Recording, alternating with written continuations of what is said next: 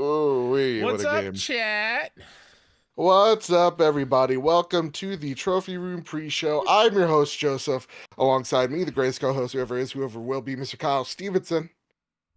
And of course, as we do always before we start the show, as everybody's coming on in here, we're going to play a little game called Guess the Game. Mm-hmm. It's kind of like Wordle, but they give you weird, obscure... Yeah. So, just bullshit to guess. hello, Sulcana, Hida, Nisa. Hello, good to see Hello. y'all. I set chat to almost near instantaneous latency, so it should be quicker. Okay. We'll see if Sulcana still gets censored. Sulcana says, "I swear if it happens again, I'm using super chat for the first time. I might just ignore your messages if you're gonna throw us money to talk to us." Kidding, of course. All right, first game on the list. Okay. Okay. Can I tell you right out of the gate what I'm thinking? What do you think? I'm thinking of Devil May Cry. I was actually thinking of Resident Evil. It's got Capcom for sure. Right? It's vibes. like, and I don't know why we both are leaning why it has Capcom vibes, but just it seems like something I've seen. Let's just do Resident Evil, and we can, rule that out. Yep. It's not one. Okay, it's not Resident Evil. 94. Holy shit. Ooh. Okay. It's not Resident. It's not even in the franchise. Is this a gun here? Are we in first person? Can't be a Fallout. No. 94 Could that be Batman? Really fucking high. Right. But Batman never scored 94. Oh, that's a good call, Joe. Is that the cowl? Right? That kind of looks like a cowl. But Batman never scored that high. Spider-Man scored higher. Is this Asylum? No, Asylum's not 94. Mm-mm. Stingray, Batman Begins the game did not score 94. I love the fact.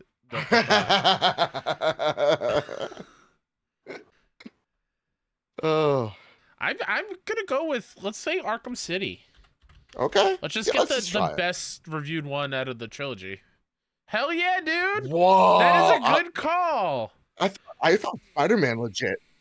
Like, hell yeah, man! That is it. That is the goat. Wild that we both thought it was a Capcom game, but now, yeah, I get it.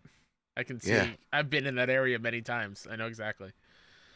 I think that's on the lead up to Hugo, near like the end. Hugo Strong. Yeah.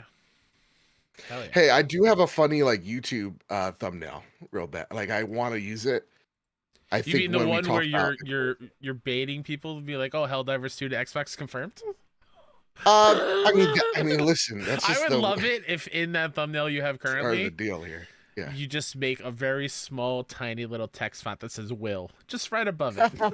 Nah. I don't think I will.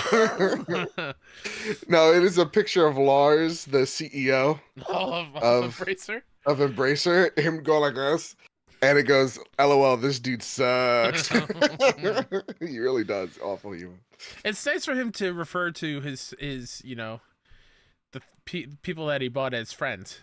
Yeah. It's Coffee Stain and Friends. Friends. All right, cool. Don't worry, we'll talk about it. What are we thinking? Right off the gate, I'm thinking Pikmin. Ooh. That's a flower. Yeah, go for it. What do you guys think? That's good. We'll do one. Okay. Oh, it is in the franchise. Wow. Let's go two then. Shit. Or you know what, chat? You let me know. What is the best reviewed Pikmin game that got a 90? It is 2. Is it 2?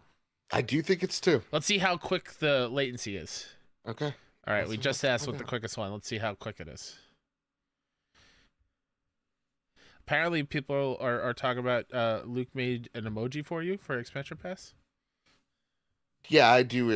I do expect currency. That's why when you did the shot at me tweet, it was literally like 15 minutes prior to Luke doing his little bullshit. And then Aim said something mean to me, just being attacked on all sides. But I told you what I tweeted out, like, to your face before. I'm Yeah, like, that's you fair. overuse that meme so much. But it's fun. But it's fun. It's Why a don't good you want one. to have fun? No, it's a good. I'm not saying you can't have fun. All right, good. Great call All on right. Pikmin 2. Nice job, Great everybody. call. That's you. This is Okay, the 24th, correct? right out of the gate. Yeah. It's wrong. L.A. Noir. No way. That's what I said. I know it's wrong. Halo ODST. This looks like this takes place on Earth. Those are buildings. Yeah. ODST is on Earth. Is it I really? forget the city. Yeah. Nope. All right, fair Got enough. 87. What 87. is going on here? Okay, those are modern cars. Oh, is this like a museum? Oh, those are cars. I'm an Yeah, those are idiot. cars, right? This That's a looked like jewel Camaro. cases, though, does it not? No, you're not wrong. I think none of this helps any of it. Oh, I'm going for it. Split second, baby. You think so? Ah, fuck. Okay. That's one of my favorite racing games ever. PC, PS3. So it takes out 360 any Forza DS. games. Can it be driver? What did it get? It got 87. Grid? Stingray says grid. You know what? Let's do grid. Let's do grid. Let's do. You would never lie to us. Hell yeah. Wow, Stingray. Look at you, dude. Look at That was you. called Race Driver Grid? All right. Huh. Game looks neat. Yeah. It does give me underground vibes. Okay. All right. Okay. Isn't that a NFL? Would it? I was about to say, would it be evil for them to just give us a FIFA game and we have to guess the right year? God. Yeah. Tiger Woods isn't a bad Tiger call. Woods. All right. I want one where you play as his wife. Ex-wife. What? Yeah. She really lays into him. Okay, it's not. Kinda. Oh, I wonder what game it is. What could it be? The best basketball series ever made? No, it's the NFL version. Oh, never mind. I still got it wrong. What a terrible screenshot to put in there. Yeah. Okay, Right, I would NFL have gotten it here. Yeah. Yeah. The street games are awesome. Breaker. They're so much fun. Yeah. Again, EA, They gotta bring what it are you back. doing? You know how it is. Venba. Yep. It was gonna take me an extra second, but yeah, this is for sure Venba. Which no one sold me on Indian cuisine more than this game. Exactly. I'm a picky eater, but these things look delicious. Oh my god, the little like Look! Oh my god! Look at this. those things. Oh my god. Yes, please. Yeah, let's fucking go, dude. So good. I need to play the DLC. I'm hungry. Oh, there's DLC. Yeah, it was free DLC with This is recipes. I think the Pirate Island. Monkey Or Island. Monkey Island. Monkey Island. It's Dude, we're either getting that these. or like a Shantae. Ooh, that could be it. Okay. Okay. Too old, so it's neither. I hate these two old shits, you know? Too old? Too old. Well, I'm 32, so it's too old for me. So Yo, Dewani, let's talk about it. I mean, we are going to talk about it. I mean, but like, welcome. yeah. Yeah. I brought it up last week, and Joe's like, "Yeah, it's whatever." It's Oh, that's a video game. Pyramid? Are we like in Egypt here? Maybe. Let's skip. Let's see. DOS, Super Nintendo, Amiga, and Genesis. Huh? Hey, should we talk about Sonic movie? Do you think it's worth our time? It's video game related. I will I suck up my remember it. pride. If I remember it, dude. I'm not gonna just. I scrolled through the doc. It's gonna be a meaty show. There's a lot there. Exactly. Like the. I don't know. I want to. Are these like turrets? I was gonna like what Turtles game would this be? But I don't know if any came to Amiga or MS DOS. Let's skip it again. Oh God. Oh, this is one of those dumb ones. Like, you know what? Like, Is this a what was it, Viking? Is this it's like a It's not fucking Golden Axe. Mega Man ripoff. They're like, oh, we can't do Mega Man. We'll make a better Mega Man type of Puzzle bullshit. side view 2D scrolling. I'm gonna skip again because I have no idea. Okay.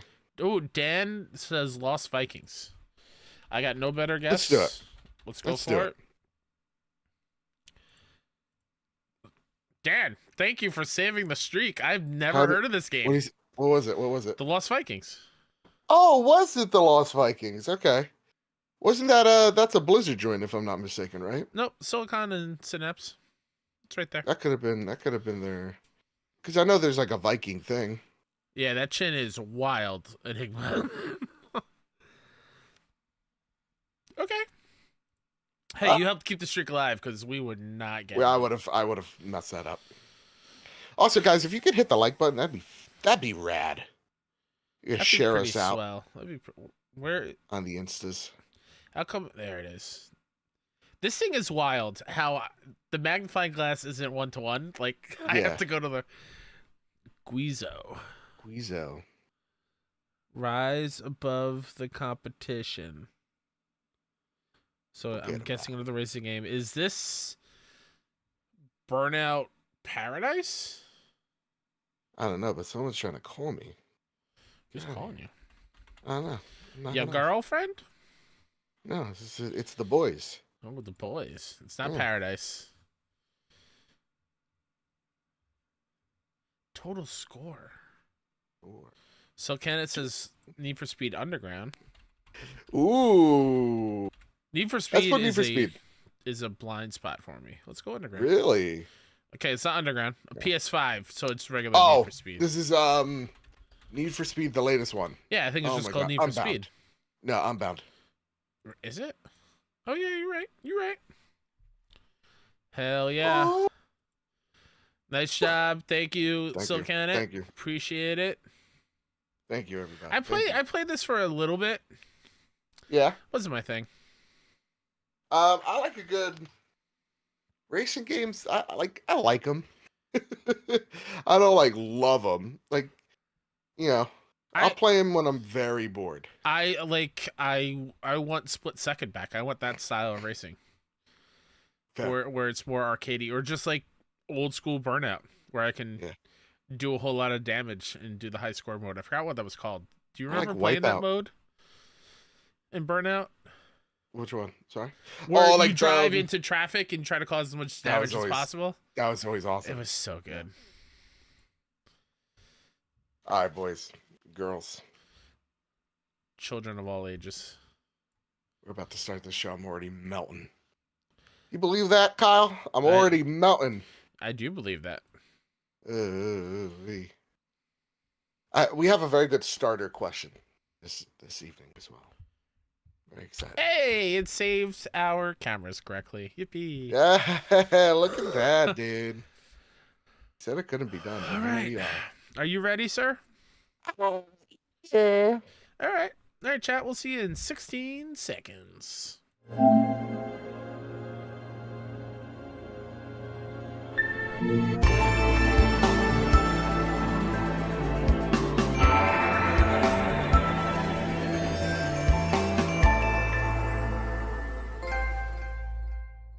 Oh, wait, no longer greatness hath arrived. Welcome to episode 372 of The Trophy Room, a PlayStation podcast made by the players for the players.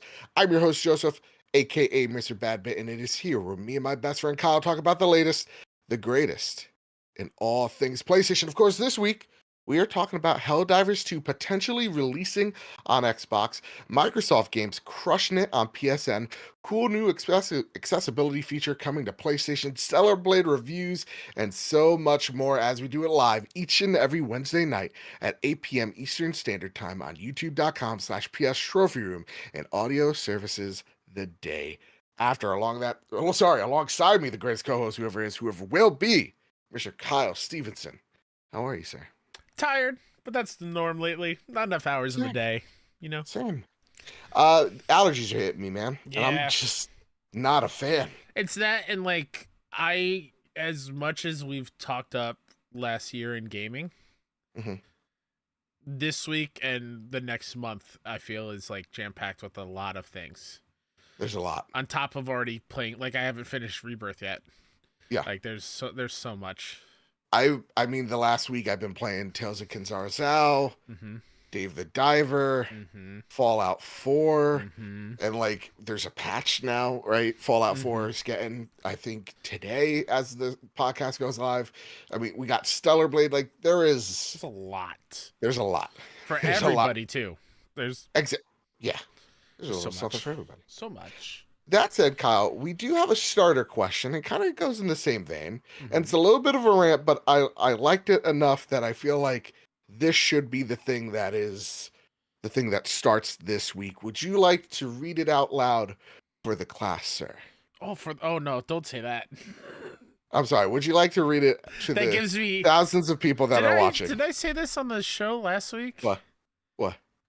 Or maybe it was the Patreon show. But anyway, I had a big presentation last week. Oh no, it was after we recorded.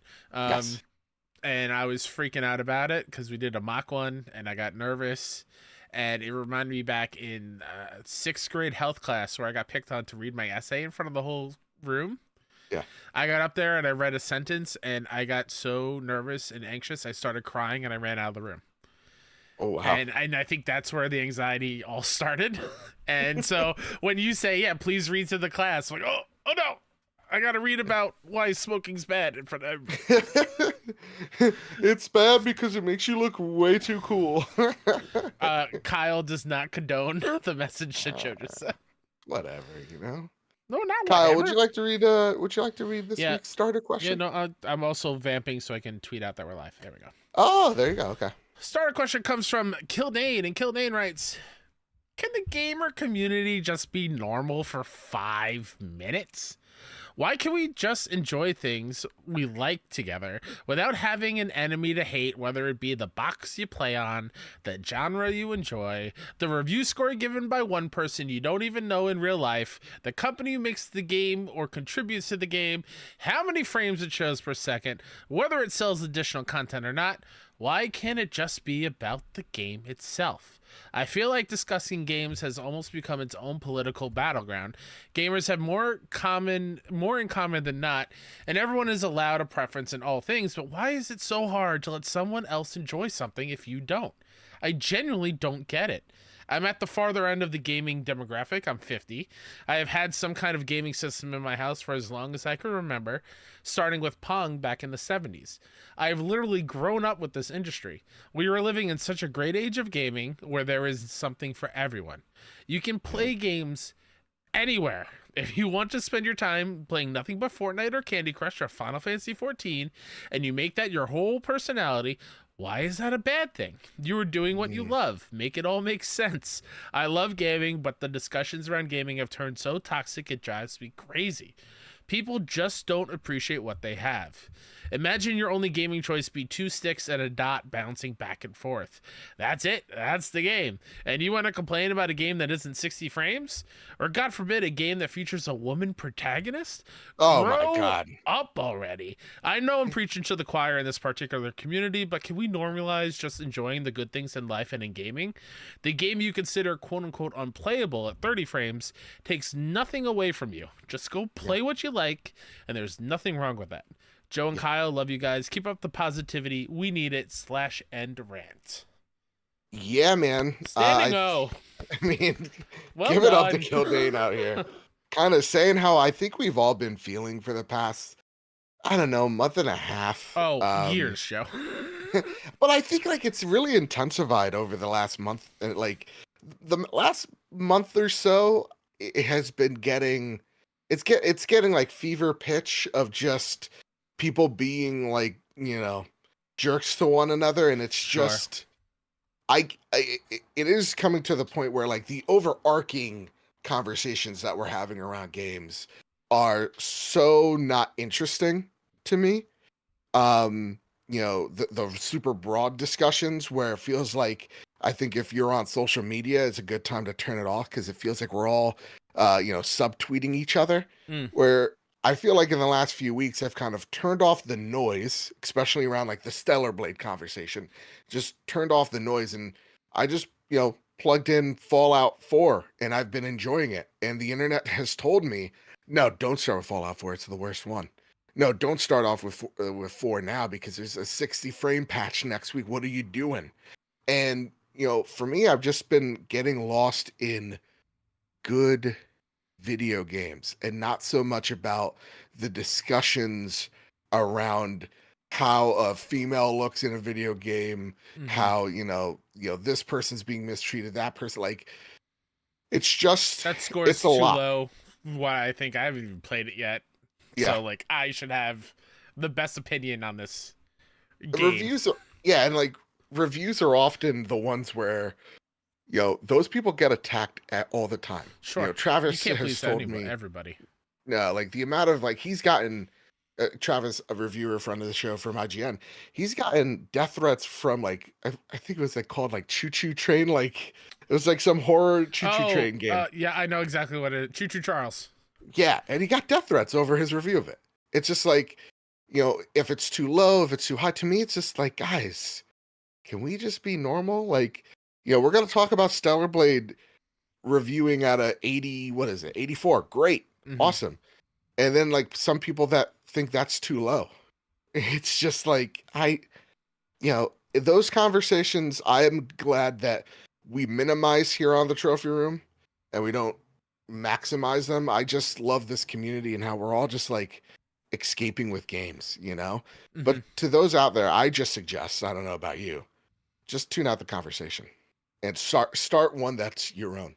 And hopefully it be either positive or constructive. I don't know. I mean, there's a reason why when we close it out, we mentioned like go tell a dev you appreciate their work, or go tag somebody that you think is doing awesome things and let them know, because the outside noise surrounding everything is unfortunately drowning out all the good things. It's like it's a shame that we've lived in an age of the internet for so long that like the internet 101 class of like don't read the comments because they're usually all bad hasn't changed, and it's only getting worse, and that's such a shame. But like it's been happening for years, and we've mentioned it before, we're just so tired of it.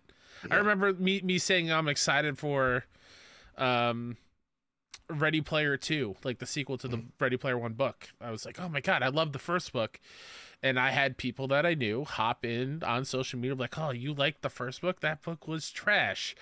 Let me enjoy my thing and let me shout out about it. Like, there's so many things that I don't personally enjoy, and guess what happens? I just don't mention it. I let people enjoy it. I don't add to the negativity unless it's in a joking matter, which then like I only do it to people who are in on the joke.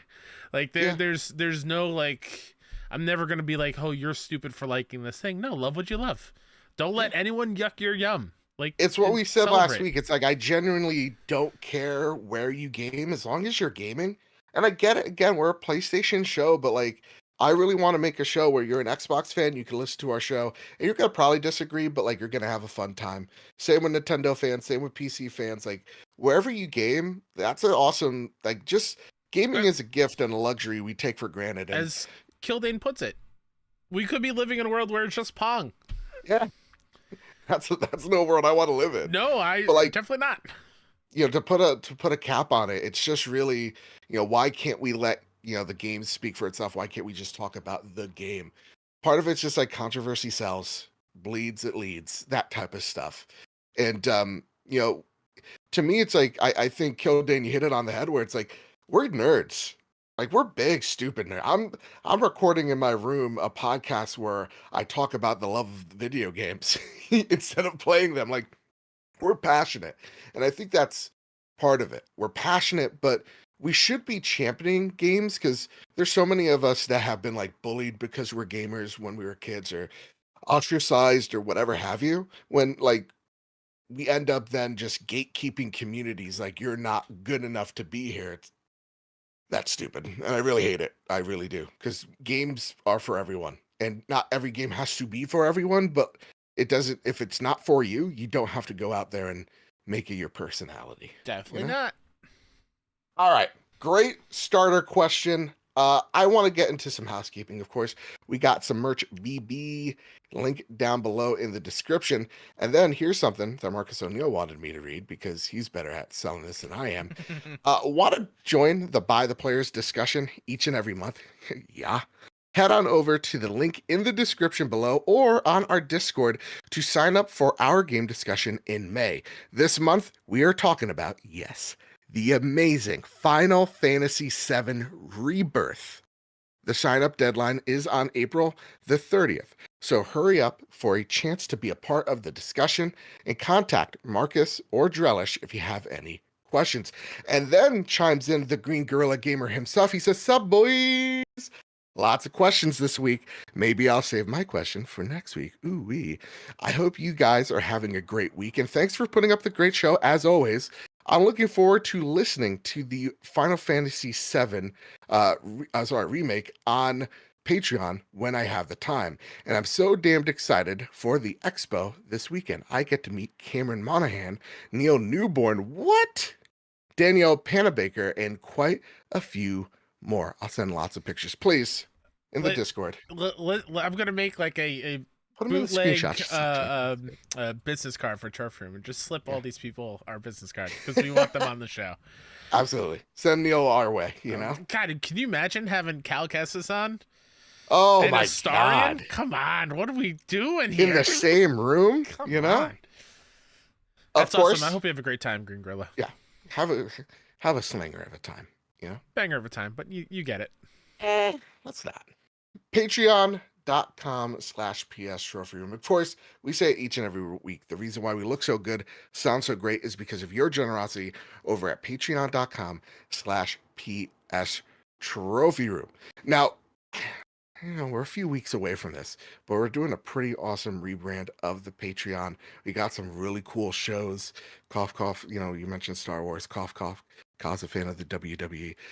We want to expand on not just PlayStation in our Patreon, but really get to know y'all in the community and really get to know us even a little bit more as we build this beautiful community we call home here at the Trophy Room. Kyle, you're shaking your head. What's wrong? Not at you. You're doing a great job selling okay, Patreon. fair enough. I'm shaking my head at a certain somebody hopping in chat and be like, "Oh, have you seen Fantasy Critic standings lately?" These go away, Dan. These know nothings. And yeah, where we get to argue about Fantasy Critic in our post shows, all that and so much more. Hundreds of shows, hundreds of hours of content for you for the low price of just starting at $1 each and every month, and you get to join in on conversations like the By the Players. Where you get first dibs on a spot on a show. So yeah, that said, I want to thank our newest members, Mike Thomas at the Platinum tier. At our premium tier, we want to thank Todd Burwitz and Toxic. I want to thank our platinum members, Jay Shea, Jedi Master Ren, Cowboy Danger D, Jonas Young, The Green Gorilla Gamer, Chaotic Monkey, Ryuko Kill 90, Stephen Flesh, Strubles and Bits, Bertos Maximus, Chris, Hybrid 748, Matt Valdez, Sil Canet, Decimine, Jadus Von Metal, Mitchell Gramling, and Randy Hale. I want to thank our gold members, Cypher Primus, Doth Simon the Pie Man, Jesse Garcia, JB the Purple Monkey, Hyde Indoors, Katie, Kevin Mitchell, Kevin Diaz, Marcus O'Neill, The Red Arrow, Aegis Hermit, Angisor, Astronaut Jr., The Winter Gamer, Robbie Bobby Miller himself, Brenton Zachary, Captain Logan, Final Fan XZ, Hambone, JD Dillinger, Stone Cold E.T., Tino Six Speed, N. Johnson, Sean McKenzie, Rick Arrington, Spam and Bam, and Matthew King, Duh Overlord, Diwane Raksha, Drellish, Rick Davis, Steph Midler, Samuel Nestling, Maximum Carnage, Solo, and Suddy. Can you believe it's 90 degrees in this room? I sure can. Thank you all so much more for all your support. With all that said, Kyle, with all that out of the way, it's finally time to square up the news. First bit of news that needs to be squared up comes from one of our favorite writers we use all the time, Sarmina Khan, over at PS Lifestyle. Sarmina, you do great work. Sarmina writes, Microsoft dominates PlayStation Store best-selling games list. Microsoft currently dominates the PlayStation Store best-selling games list thanks in no small part to its acquisition of Activision Blizzard. Spotted by Tweaktown, The list somewhat contextualizes Sony's struggle to prevent its rivals' purchase of the Call of Duty publisher. Tweaktown noticed that as of late, 7 of PS Store's 25 top sellers are Microsoft games. It's worth noting that the list changes frequently based on factors like new releases, prices, etc. Additionally, the list may vary by region. However, titles like Call of Duty remain popular across the board. Last week, for example, the 7 titles that topped the PS Store charts included Call of Duty, Overwatch 2, Sea of Thieves, Fallout 4, and Fallout 76, thanks to the show, Minecraft, and Grounded. Since Microsoft purchased Activision Blizzard, all 7 of the aforementioned games are its first-party titles. At the same time, 5 of the top-selling games in the list are published by Sony Interactive Entertainment, out of which 2 are third-party titles, Helldivers 2, Arrowhead Game Studios, and Stellar Blade Shift Up. Ooh-wee. Matthew Kennedy writes in, just like you can too if you head on over to the Trophy Room Discord and then you join this big, beautiful community. They write in, "Hey, Joe and Kyle. Hope everything's well. Everything's doing great, man. Everything's doing fantastic. Question about how Xbox games are topping the PlayStation Store charts. I understand the hype around Sea of Thieves, but now that we are looking at ABK games being official properties of Xbox, how might this influence the competitive edge between Xbox and PlayStation moving forward with future studio and publisher acquisitions? Do we think we will see a shift where these titles might not hold the ground on PlayStation charts with games like Concord or Fair Games on the horizon? Or is the enduring popularity of franchises like Call of Duty just too much to compete with, especially when there's no signs of COD fading anytime soon?" Kyle Stevenson, Joseph what's your Moran? take on this, sir? So I'm just going to really quickly refer to chat because I think Dewani nails exactly what I'm thinking. Please. Dewani says, note that not a single one was developed when Microsoft owned these companies. And Yeah. if I had $200 million to spend, I would top the Play Store too, which is what Dewani said. And I echo that in some ways. I do think it's super cool that there are Microsoft titles on top of the PlayStation Store. But it's outside of Grounded. I'll give Grounded being like a nice one to see. But Sure. the other ones have been already on the PlayStation Store for a while. Like Call of Duty is a global thing. It's not just a typical one thing. It's, Fallout 4 was on PS4 back when it released, and same thing with 76. And so it's a nice, very cool thing to see, but it's not like it's like a sudden wave of momentum. Like it just shows how the cross media thing with Fallout with the show boosts games, which is why Last of Us Part 1 was a thing that was kind of cool that they did to kind of lean into the HBO show. Like all these decisions have positive outcomes, at least when they think about it. But yeah, it's still very, very cool. I mean, I'll echo what Seafresh says because this is what I was actually gonna say. This is what happens when you become one of the biggest third-party publishers. You are the biggest third-party publisher, right? So like, I think what a lot of Xbox shows try to talk about, this is actually what we talked about at length over on XEP last week. Go ahead. I hate giving them free promotion. Click that show because it is not only my favorite Xbox show, but I was on it last week and I kind of crushed it with this question. But like Xbox is in this like very interesting situation where like they are the world's biggest AAA publisher at this point, right? Just by simply owning Activision.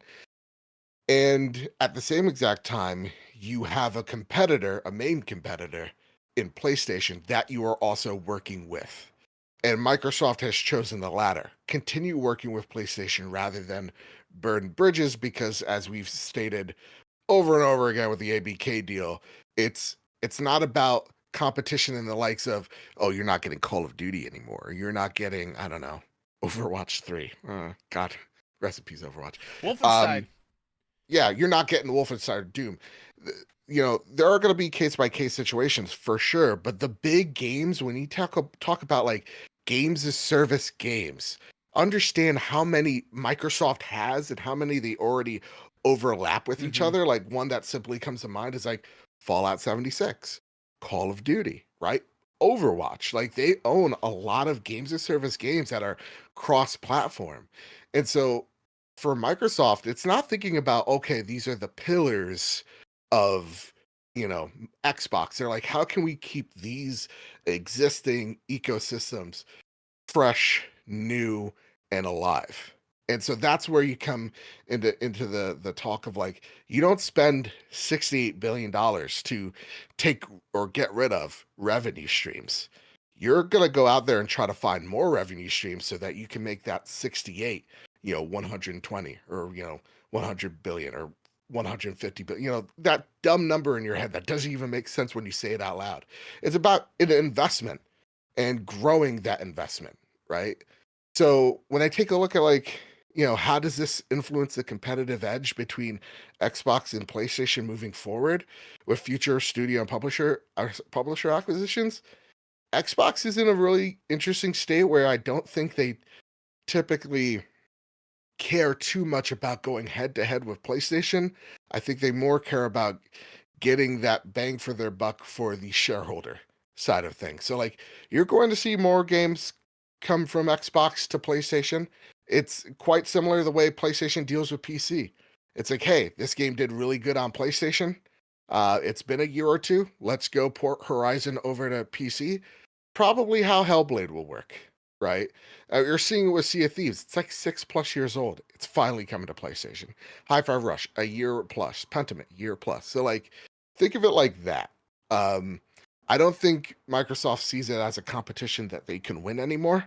And so they're not going to try to win that game. They're going to try to do something different. So for me, make a long story short, I think it's real neat that they're working together, but I also think it's a sign of the times of where platforms are gonna be. That said, though, Kyle, the second part of this question, do you think we will see a shift in these titles not being able to hold their ground on PlayStation charts with the likes of Concord and Fair Games on the horizon? Do you think like now that Xbox has Call of Duty, now that they do have Sea of Thieves on here, let's just say God forbid, or let's hope they put a Halo on here, right? Which probably is doubtful, but would like if they start putting their games of service out there. What does the likes of a Concord and a Fair Games have on the PlayStation storefront? What chance do they have, Kyle? That is What so. chance? That is the strangest thing for me to try to verbalize and think of, just because we've only seen CG trailers. Like we haven't seen the game. Yeah. We haven't seen it in motion. We haven't like. It could be the coolest thing in the world, and we just haven't seen it yet. I think they'll carve out their niche audience. I think they'll do well. I mean, I'm not the biggest games of service fan in general. But it's always like, here's the new hotness. So it is gonna, pop up there on the charts when they do release.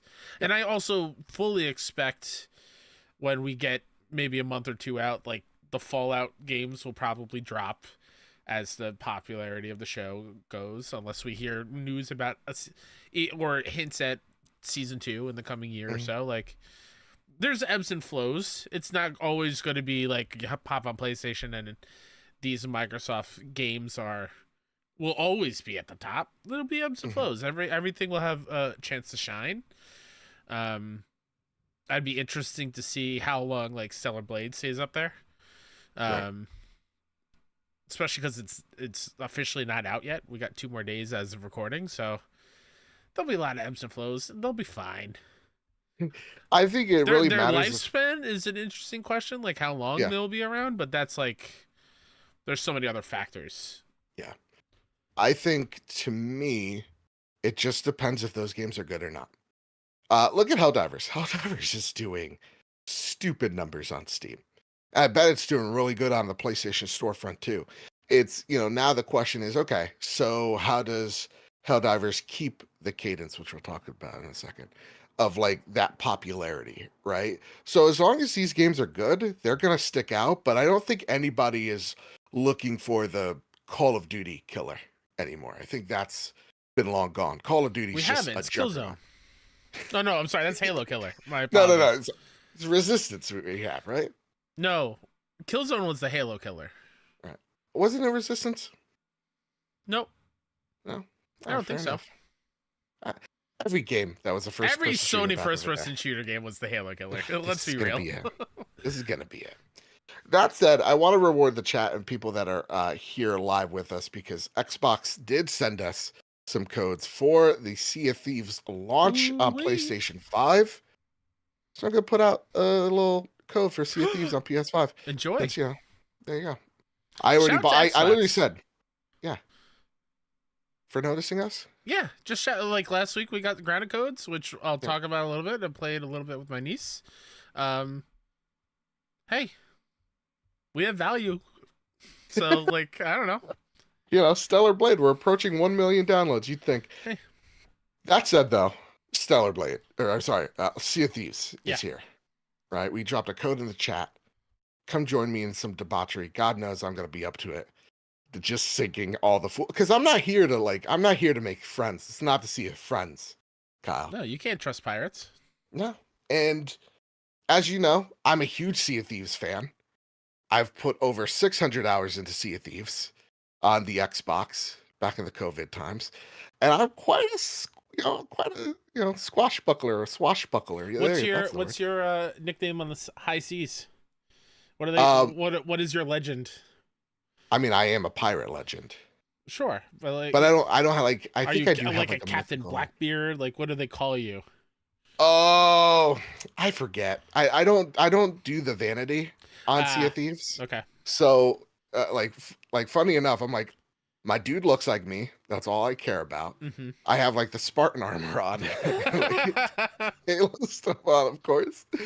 But when it comes to everything else, I'm pretty content. All I want to do is just like everything else is vanity. I don't care for. Uh-huh. I just want to go sink some ships. Sure.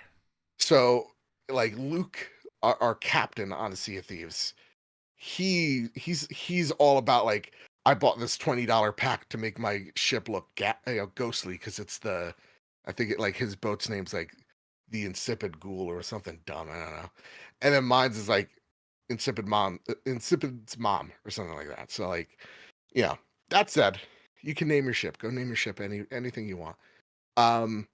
With over 600 hours, can I give a few tips for the folks out there? For Absolutely. the folks at home? Yeah.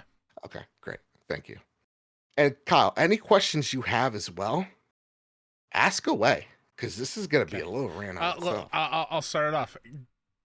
Will your peg leg get stuck in a hole in the wood on your ship? No, it would Damn not. it. That's, not buying it. Sorry. That said, you can have two peg legs. If you Hey, want. that's awesome. Peggy the pirate, Okay, first things first. Rule number 1. And if Logan is in the chat, please talk to me, Logan, because he has 1 million hours in Sea of Thieves, but he's not as good as me, and that's kind of become obvious. Number 1, okay? As a newcomer, I'm thinking you just got off like the main screen, you landed on your little town island. Remember, as soon as you wake up, to loot everything in your island or on your island that you spawn on ASAP. There's always ample amount of supplies to put on your ship. That said, though, sometimes you get a little unlucky. So around like there'll be like little like crates and little like barrels that you find that you get to interact with. You get like bananas, you get different fruit that heals you at different amounts. Cannonballs, special ghostly cannonballs that screw people up. Like if you hit a ship with one of the cannonballs, it makes everybody drunk. If you hit them like with a certain cannonball, everybody goes to sleep. And like, or you could like an anchor ball, which is devastating, Kyle. Devastating. It just locks him in place. So make sure you scavenge around your main town, your little hub. Okay? And the next one, this is not the sexy one, but this is important. Organization is key. All right? Ugh, so sexy. It's get your label maker out, everybody. Label your drawers, your cabinets, label your them. Treasure chests. Because they give you a whole bunch of like, here's your cannonball crates. No. Separate your cannonballs. Okay? You got separate your balls. All right? Yeah. You got your main one.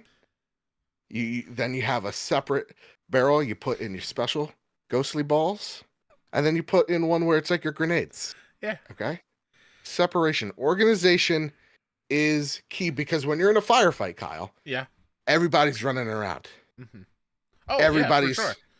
right. So you don't want to be like, oh my God, where did you stash the cannonballs on the ship? Don't. Organization is, important no matter in video game Right. and in real life. You need it. Number 3, here's one for you. Teamwork makes the dream work. Sea of Thieves at the end of the day is kind of sim-like, right? Where it's like everybody has a part to play on the ship. So someone should be your captain / spotter. It's never me. My ADHD's all over the place. Everybody will tell you that. Mm-hmm. But we made Luke our captain because he gets super into it. It makes it feel important and he stops bothering us. But he's the one that's like, hey guys, the wind's changing. Maybe we angle the sails a certain way, right? So we catch enough speed. Hey, there's an enemy on the horizon. There's a bunch of like ghostly pirates right to our left or starboard. You need to know that stuff. You got to know who's your gunner. Okay, who's the fixer-upper? Because when you're in a pirate fight, you got to repair the whole of your ship. Mm-hmm. You got to have someone fixing the walls. Yeah, all right. Of course. It's all about knowing your role. And shutting That's your the mouth. strength. Exactly. It's not like, hey, listen, it's like, oh, guts, no glory type of bullshit. That's going to get you killed. Because the way that Sea of Thieves works, it's rather simplistic, right? It's like, hey, there's a simple block, there's a simple slash. And sure, there's some in-depth stuff as you get on later in the game, as you learn, but it's very much about your skill level. So if I'm not good on the cannons, which sometimes I am, sometimes I'm not, I'm really good at the fisticuffs, getting on someone's ship, messing them up, roughing them up a little bit. They know, hey, Joe, get on over there, screw up their ship, their ship, anchor them, just cause some mayhem. It's all about causing a little mayhem. So know your role. And that said, practice makes perfect. The beautiful thing about Sea of Thieves, there's PvE in there. There's PvE servers if you're cowards. But I would argue, go out there, explore the Sea of Thieves, experience what the game has to offer. Okay? It's all about risk and reward. You have these little quests in your starting hub. You have like a couple of factions that you go on. You got your Merchants Guild. You got your Gold Hoarders, right? You got these weird ass people that collect skulls.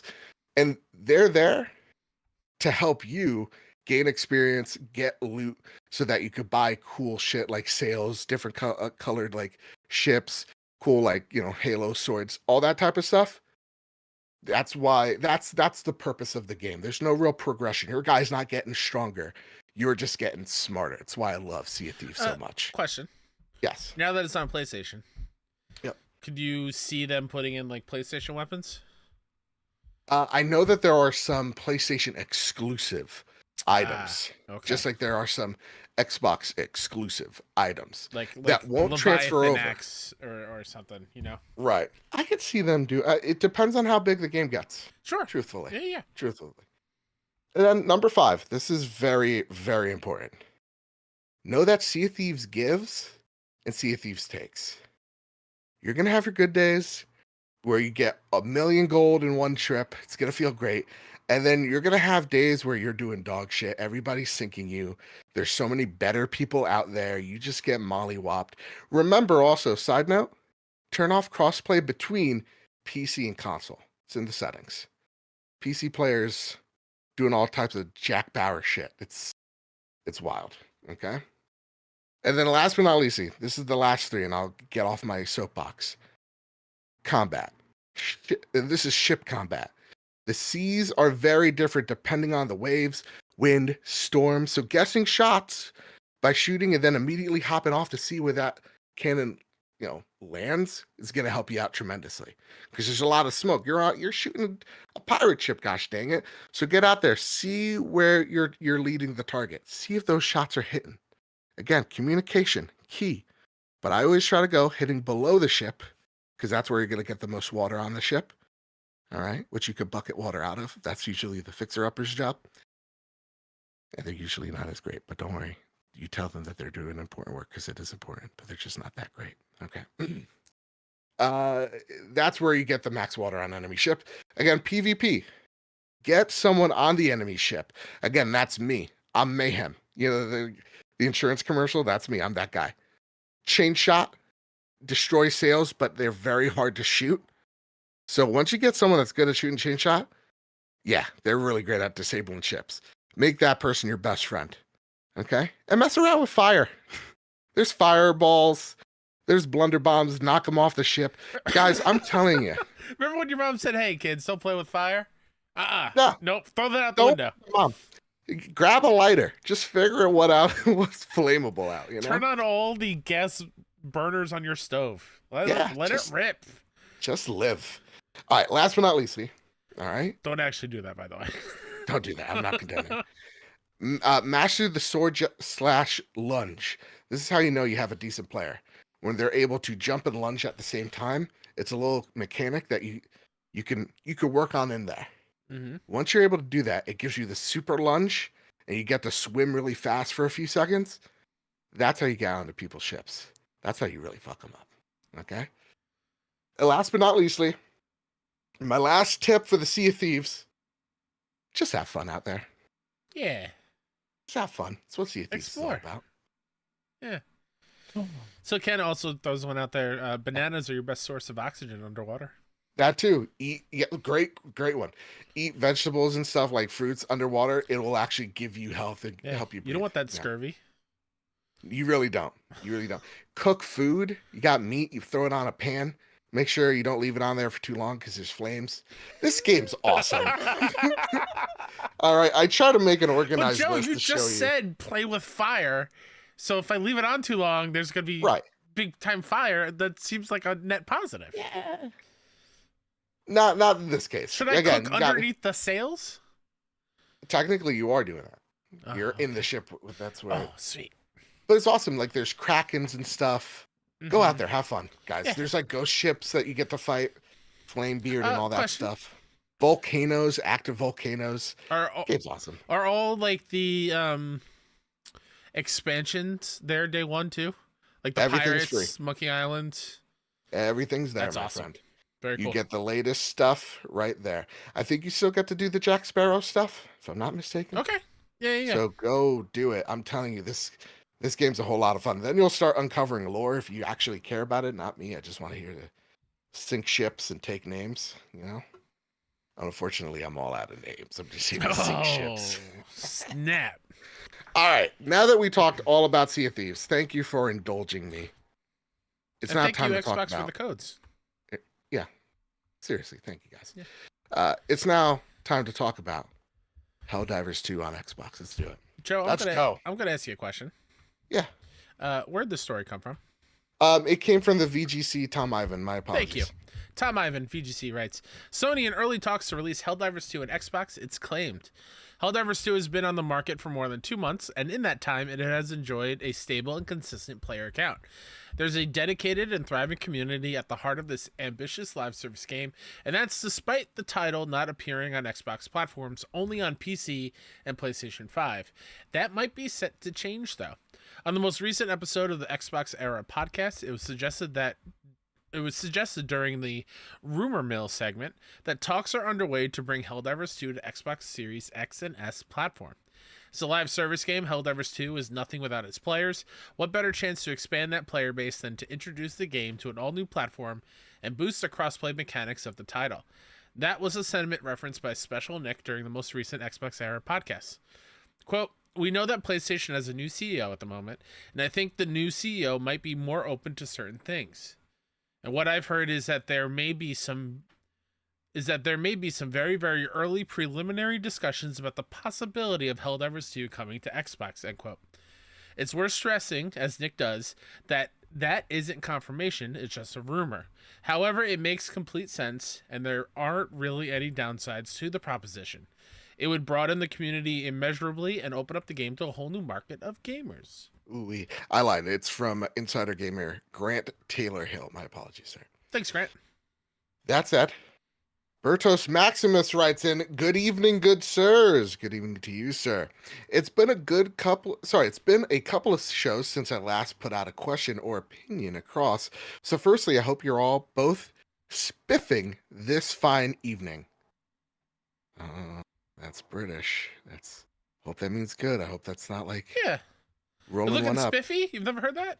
Oh, like okay, all right. Yeah, there you go. Okay, good. fine. All right, I thought that was like rolling a joint. I'm like, I don't know, man. This is a kid show. No, it's not. Now, my question is, it's a simple one this week. Does Helldivers really need an Xbox port or Xbox port? In my opinion, no, it does not. I think it will only cause more issues than good. Ooh, Bertos, juicy. I'm not saying that I don't want it to happen because more divers means more democracy spread. Makes sense to me. But I don't think it's needed, and there is enough issues when it released on PC and PS5, and I just can't handle more server issues. Anyway, it would be awesome to get your take on it, guys. Have a good one and keep bringing us awesome content that we all need to keep us going. From your friend from across the pond. P.S. Let's get a combined house slanger slash, rather not, for the win this week. Kyle? What? Hold on. He said combined forces. I'd rather not. I'll have a great banger of a time, Bertos. Don't you worry. We can stop that. Does it need an Xbox port? Doesn't need it, dude. Doesn't need it. Do they deserve it? I'm not out here saying who deserves what, because who am I to say? I think it'd be cool. Mm-hmm. Again, like, we're all about more people playing the game, and Helldivers 2, while it might not be my favorite thing in the world, it's fun. It's a great time. You love it. Millions of people love it. It's the team at Arrowhead clearly know what they're doing, and leaning into the whole, like, we mentioned, what was it, last week, 2 weeks ago, of them making it act like they're taking over the Twitter account, like the enemy factions, and don't listen to the propaganda, don't worry about it, it's fine, and legit having somebody whose job is to just wreak havoc and drop things on the map, like, for people to fight. It's just it's awesome. They know what they're doing, and to get more people in to play and experience is always a net positive. Yeah. Okay, so let's talk about this rumor for a second. First off, I like Nick. He's a great dude. Xbox Era, they've been nothing but nice and supportive of them. And they've helped us out a tremendous amount on the back end.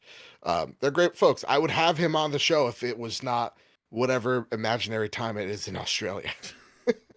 Or in Great Britain, you know? So, like, you know, I do want to say, though, when they say very early, preliminary discussions. I love how he put that. It's like, very, very early preliminary, possibly not saying it for sure, you know, again, super early. But anyway. But anyway, I would say that this kind of probably amounts to some feelers being put out there. 1 million. It's not happening next week, next month, 6 months. Next year. Yeah. Absolutely not. But this is probably someone from one of the teams throwing it out there going, hey, guys, Sea of Thieves is doing pretty good in your store, so maybe it's only multiplayer. You throw Helldivers on here, and it's going to increase the lifespan of your game. It's probably like a salesman email. Hope all is well. Let me go tell you about what we can do and help you guys do. It's like this is for my How You Met Your Mother fans. It's like, have you met Helldivers too? Exactly. So I think it's more like, maybe a couple emails have come across, not like anybody meeting with like the CEO of. Yeah. But I bet they are interested in, like. I mean, we heard it. Like Phil even said, like, we would love to have it on. Like, I don't understand why it's not already. Yeah. Like someone said when we talked about it last week and had a couple of rants about this issue of like, I don't care where you game as long as you game. And someone's like, don't come at, don't say, don't listen to Phil. I'm like, I'm just listening to PlayStation. Right? I'm like, don't get my talking points from Phil. I'm like, I run a PlayStation show. I don't care what Phil says unless it pertains to PlayStation. When you take a look at what Hiroki Totoki has stated and what Herman Hulse has stated, and again, the Insomniac leaks are very insightful, is that like PlayStation is opening up to the idea of bringing IP to other platforms, being PC, being mobile, maybe making the exclusive window when games come to PC shorter. So I don't think this is out of the realm of possibility. It's just not. I just think there's a lot of technical things that are in the way of this game being out here more than just PlayStation's like, absolutely not. Right? Like, I feel like if this was the Last of Us multiplayer game, they'd be a lot more stern on like, no, absolutely not. This IP doesn't get there. But it being Helldivers and it Absolutely. is a multiplayer IP, I bet they're a little bit more open to the idea. Yeah. But I think there's bigger things that like Bertos puts out there. First off, this engine that Helldivers is running on is archaic. Mm. And just to put it lightly. And though it would be great to add another platform into the mix at this very point in time, like you're still having problems with people's like seeing friends online, inviting them over into your party. So there's still a lot of things that need to be ironed out on the PC and PlayStation side. I bet there's a lot of infrastructure needed to just keep those things afloat.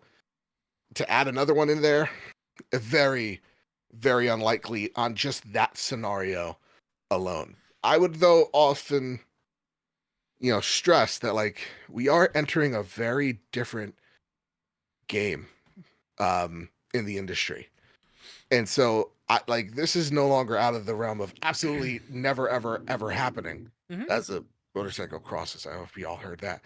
This is something that may happen 5-10 years down the road. I don't see this happening again, something like this size happening anytime soon. So I think it's more like putting feelers out there, seeing if they're up to it, and if they are, or how frozen are PlayStation in holding Helldivers, like how important that is to PlayStation's identity. And you also just hinted at it, or again, my hearing is awful lately.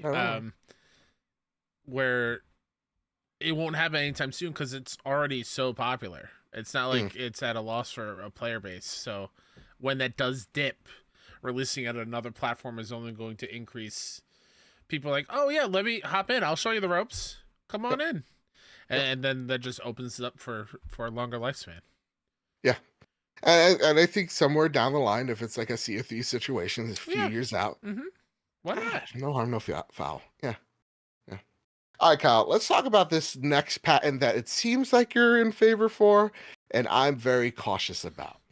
Yeah, Michael Harradence over at PS Universe writes, Sony files new patent allowing the AI to play games for you during the grind. Sony Interactive Entertainment has filed a new patent for technology that is able to play portions of a game for you, something which MMORPGs have already utilized to ease the frustration of grinding levels. The patent is titled Method and System for Auto-Playing Portions of a Video Game and is described as follows, quote, the autoplay mode uses data from the user play model to automatically play the AGC for the user using a gameplay style that simulates a gameplay style of the user. When gameplay of the AGC in autoplay mode is complete, a resume notification is presented to the display screen of the user device used by the user during the gameplay, end quote. The autoplay mode uses data from the user play model to automatically play the AGC for the user using a... Oh, that's just the same. That's just the same. Oh, sorry. Paragraph. No, you're fine. You're fine.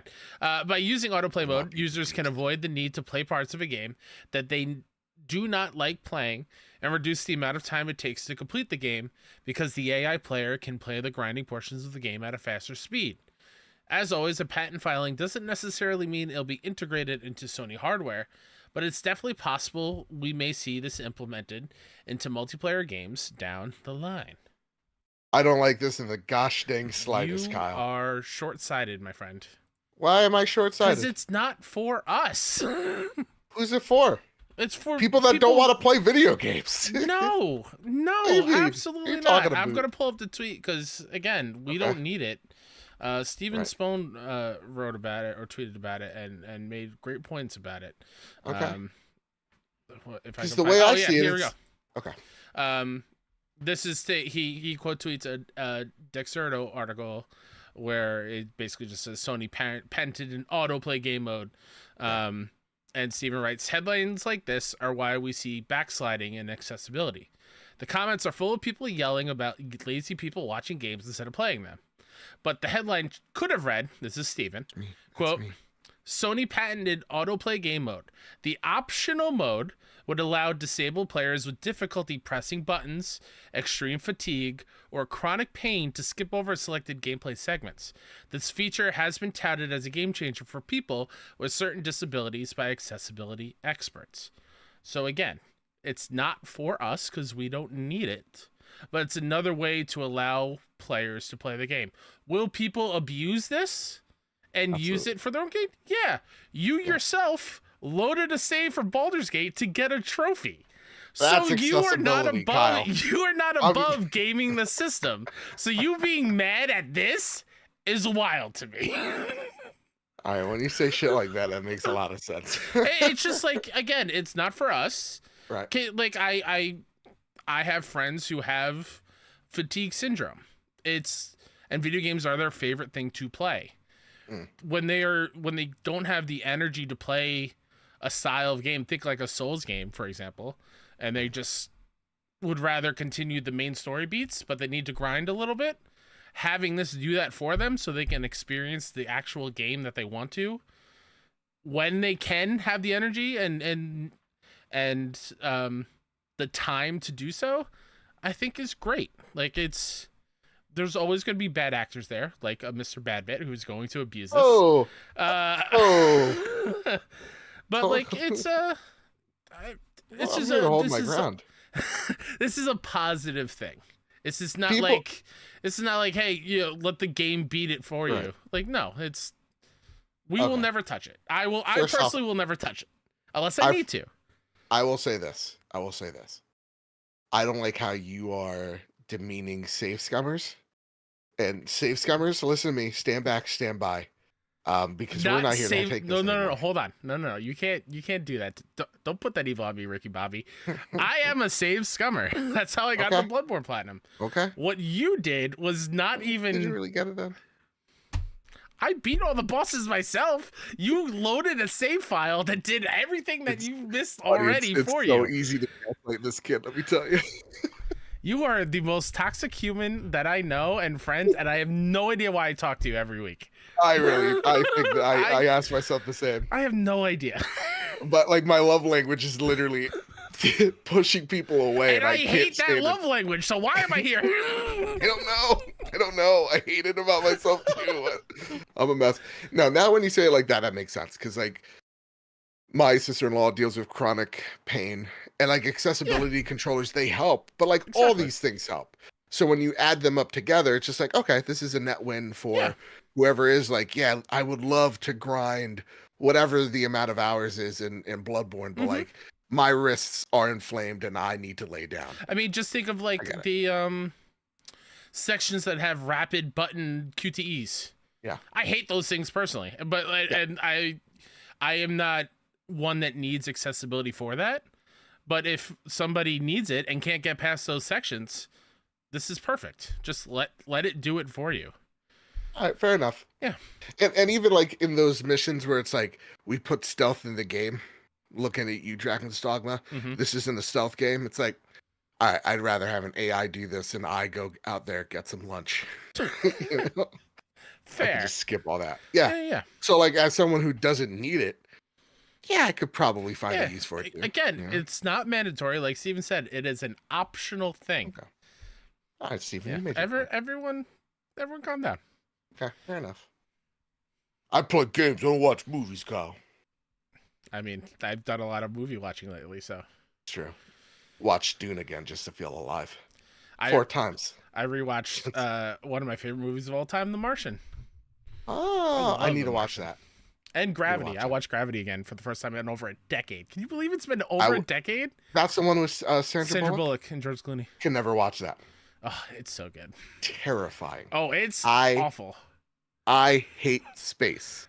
Space is terrifying. So much. And The Martian and Gravity are 2 of the most terrifying space movies. If there's no xenomorph or fantasy element, I am so hard out.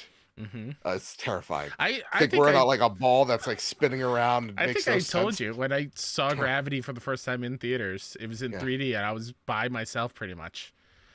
Panic attack. It was awesome. And Todd says, but Joe likes Starfield. I mean, Starfield has fantastical alien xenomorph, That's fair. stuff. That's fair. Yeah. All right, Kyle, let's talk about this. Let's get it out of the way. Let's get the butts out of the way. Let's put the butts in the seats for this section. Yeah, You know, let's do it. Let's do everyone it. gather around. It's the Stellar Blade review roundup. The game's out the 26th. Do you want me to take the first one and alternate from there? Absolutely. GameSpot gave it an 80. There's a nagging question, though, that sticks in the back of my mind. Does this game rise to the heights it inspires and achieved? The conclusion I came to is no, but that it attempts so without falling on its face is remarkable enough. That it manages to be a great game in that pursuit is a true testament to the power of being galvanized by those that came before. PlayStation Universe gave it an 85. In a year when Sony's marquee first-party offerings seem almost distressingly thin, Stellar Blade's dogged pursuit of an engaging and polished single-player action-adventure experience is more welcome than ever, even if much of it feels like a love greatest hits interpretation of past genres' luminaries. Oh my God, did I say that word right? Yeah, you did. You're good. Nonetheless, fans of the engrossing rendered and high-octane action-adventure with style to spare will find it to themselves to enjoy Shift Up's stellar PlayStation debut. I see what you did there, PlayStation Universe. And Push Square also gave it an 80. Stellar Blade is a slick console debut from a developer clearly on the rise. With an ever-evolving counter-attacking combat system, some superb art direction, and a sensational soundtrack, this is the kind of back-to-basics PS5 outing that fans have been pleading for. A dire English dub and some trite story beats mean the studio still has plenty of room to refine its craft, but Eve's inaugural outing is largely excellent across the board, and destined to become a firm favorite among PS5 enthusiasts. Ooh-wee. IGN gave it a 7. Stellar Blade is great in all of the most important ways for an action game, but dull characters, lackluster story, and several frustrating elements of its RPG mechanics prevent it from soaring along with the best in the genre. Seems like a hit, Joe. Seems like a pretty good hit, man. This This like is a good game. Yeah, it seems like one I've been rooting for. When people asked, where do you think this is going to fall? I said 82 to 86 range. Yeah. 84 is excellent for this type of game. And all these scores, excellent. Excellent. And points made, excellent. Yeah. So like for Stop me, giving writers shit. There we please. You go review a game. Reviewing a game is so hard. I could never do difficult. I can't. I couldn't. That's why I talk never about give it like this as like a review. I cannot put it into word like writing. I can't do it. Yeah. No. So that said, Kyle, where do you think this game was gonna land? Are you happy where it's at? Are you here day one? What's your thoughts? Yeah, I mean, I also was kind of with you after playing the demo. I think before the demo, I was a little bit lower on it, but actually like playing it and seeing and having the feel for it instead of just watching trailers helped tremendously. I believe, is the demo still up there? If people are still, it is still up there. So please if you're still give it, go out there. Give it a shot. It's really good. So it fell in the range that I thought it would, and I'm super excited for it. Why do you think people are hard on 7s? Because like 7 means good.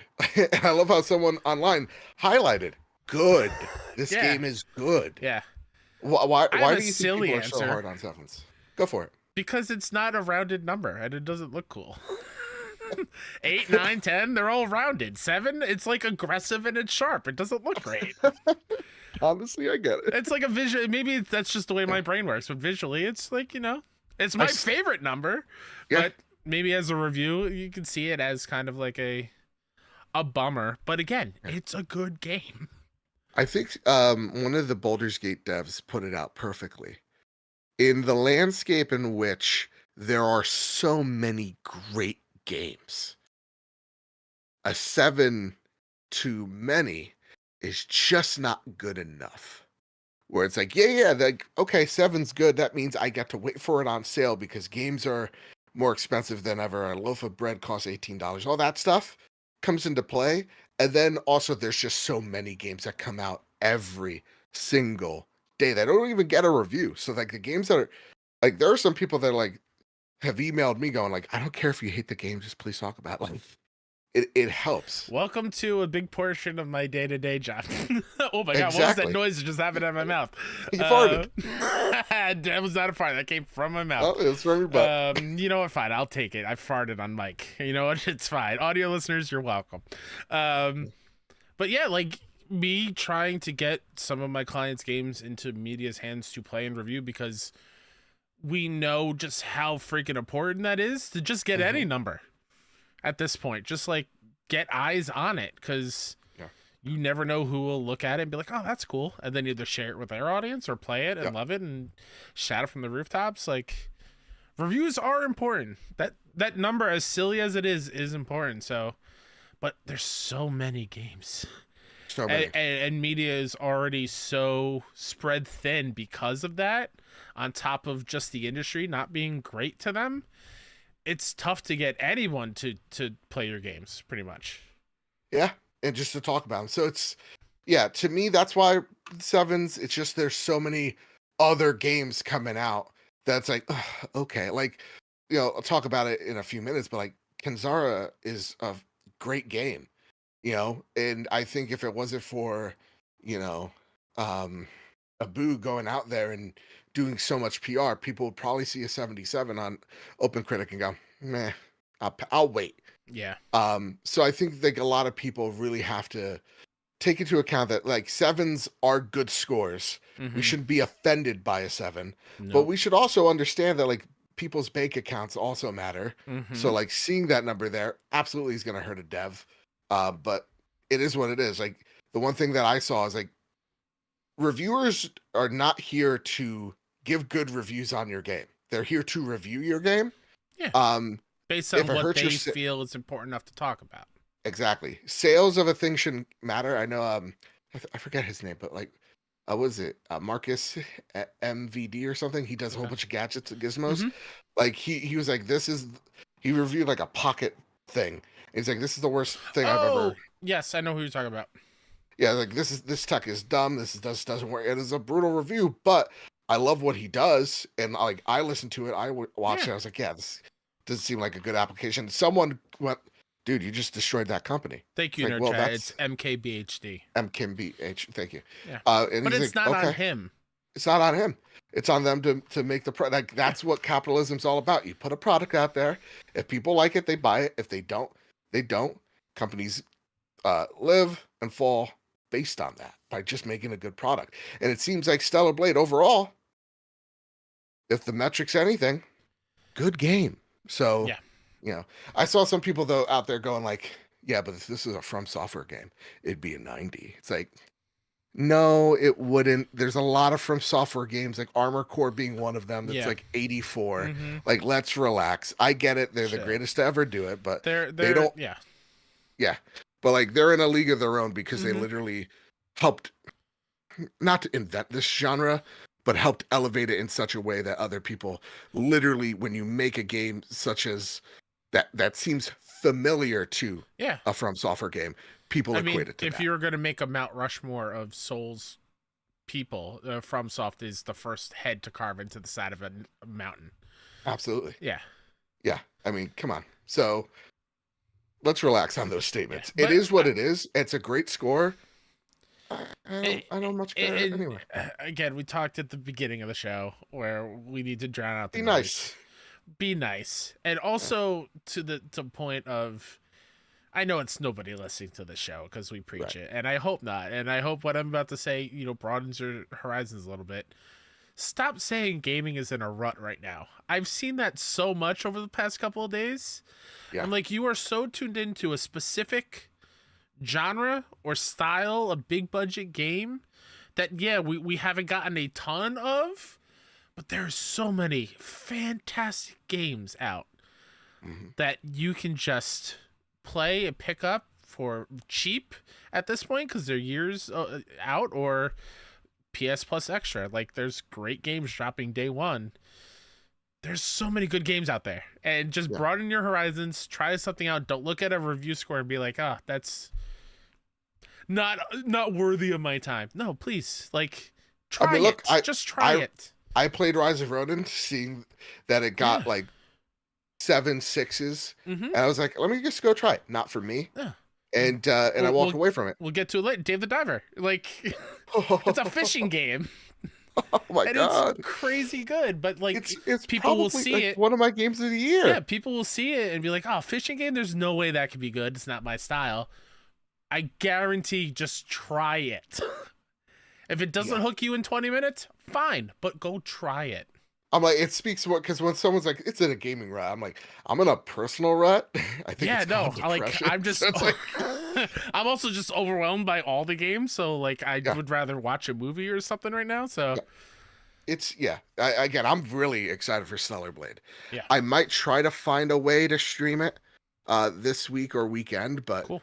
Yeah, I'm very excited. Stellar Blade, good on y'all. Yeah. That said, whoops, so Kenneth did write a question for this, so let's get right into it. I hope you guys are doing well. After reading IGN's Stellar Blade review, I feel like it's kind of what I expected. All in on the action, light on the rest. Do you think the studio and PlayStation did a good job setting those expectations? Gamers have a well-known tendency to make up their own blind side by them and not listening. So I feel like you have to shout very loud at most of them, most of the time. Do you have an example of someone that did it well, setting the expectations? I mean, honestly, dude, they set the expectations right. Like they knew the tone, they knew what they were going after, and then they're like, listen, we get it. She's got boobies and butts. Here's a really awesome demo, and this is gonna give you what you need to know about this game going forward. So I actually think they did a really good job setting expectations of what you can, get when this game comes out. I think another one right off the top of my head, I feel like when it comes to like first party, a lot of it is pretty good at setting expectations of what to expect for the most part. But like the one that I feel like did a great job is like Housemarque and Returnal. Yeah. You knew exactly what that game was when you picked it up, and more of that I think is well needed, and they need to take their messaging when it comes about specific games and apply that to just talking in general about like other marketing things, but I digress. Yeah. Jason McAllister writes in. Kildane's back. I had this on my up? Twitter. I was like, hey, send us your questions. Yeah. What the heck is coming out this year from Sony after Stellar Blade? Since Sony doesn't want to talk to us, it's been quite a news week. Maybe y'all could highlight some smaller titles or indies coming up. I need to be excited for something more than capes at the end of May. Kyle Stevenson, what are 3 games that you would recommend right here, right now? First off, I think the only game we kind of know is like Until Dawn. But other than that, like, I think we're gonna find out in a few weeks what the second half of PlayStation looks like. And I think for the most part, it's 2024 is gonna be not as big of a year. But they're gonna still have some stuff, some remasters, remakes, and stuff like that that'll keep you interested in like some smaller, bigger stuff. But like, it's expect it like 2016 was in the PlayStation year, right? Where like you got a lot of second party stuff like a Bloodborne, but you didn't get your horizon that would come and really set the tone for like 2017 and beyond. But what are some games that you're excited for? For May is going to be a big indie month. A lot of really fun, exciting things. Like we talked. You're going to talk about it in a little bit. Tales of Gonzaro Zhao. I have it downloaded. Haven't started it. It can't wait. A little crab game comes out tomorrow. Another Crab's Treasure. I've been playing it. It's really good. You should get that. It's another Souls game, but it is, I think, taking from the review we did over at 6-1 Indie, which everyone can listen to right now. It's the most approachable Souls game out there. So if you're interested in Souls and want to learn like the basics of it, it eases you in extremely well. Shout out to a game called Sklash, which comes out next week, May 2nd. It is a one-hit samurai fighting game, like Smash. It's really cool. We showed it off at the first 6-1 Indie Showcase. Okay. You got Indica, which looks really, really cool. May 9th, or that got moved actually, May 2nd. Little Kitty Big City, Animal Well, Crow Country, old school PS1 horror game. There's a lot. There's so many. Outside of PlayStation, like Surmount comes out soon, which is a cool little climbing game. There's a lot. I mean, and then Concord you're gonna get at the end of this year. Sure. Yeah, I think so. I mean, personally for me, the world stops at Elden Ring. Oh, like comes to a screeching halt. But like indie wise, I think you're gonna probably see that the Hollow Knight Silk Song reveal next week. You really think so? 100%. I've never been wrong about this in my life, Kyle. Okay. Outside of PlayStation, you got Hellblade 2, which I'm extremely, extremely excited for. That is a game that is like not near and dear to me, but like is it a really good video game? And I just want to play it immediately. Yeah. I'll be playing that on PC. That said, Star Wars Outlaws. Yeah. We got Indiana Jones coming out. You know that's gonna come to PlayStation eventually. I've heard there's just a lot. I've heard great things from PAX about Dustborn. People who played that game there. So it might be a joke to some, but the Cat Quest games are great, and the third one's coming in August. That should be a good time. Great. SteamWorld Heist Hades 2? Are you kidding me? Hades 2? Come on, guys. There's a lot of Black Myth Wukong. I don't know if it's in the Flash news. No. I forgot to check, but Metaphor. Well, that too, yeah. But PlayStation also announced like Darkest Dungeon 2 is coming to PlayStation, which is a huge get. Skim, which is a really cool shadow platforming game. There's a lot.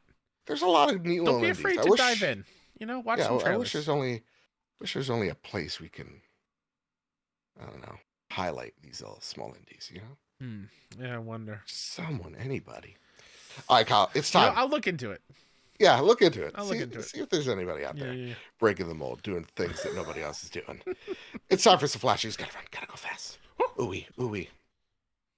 4 new game trials have been added to the PlayStation Plus Premium, and they follow Exoprimal, Grease, Shadow Warrior 3, and Trek to Yomi. Ooh-wee. Do you know about Exoprimal? Yeah. Capcom, Dino, Horde I'm game. thinking of a different game that got announced. It's coming to PlayStation. I was thinking. Do you know about Exoprimal? Yeah, I was thinking of Exophobia, Exo something. It's like old school, first-person shooter.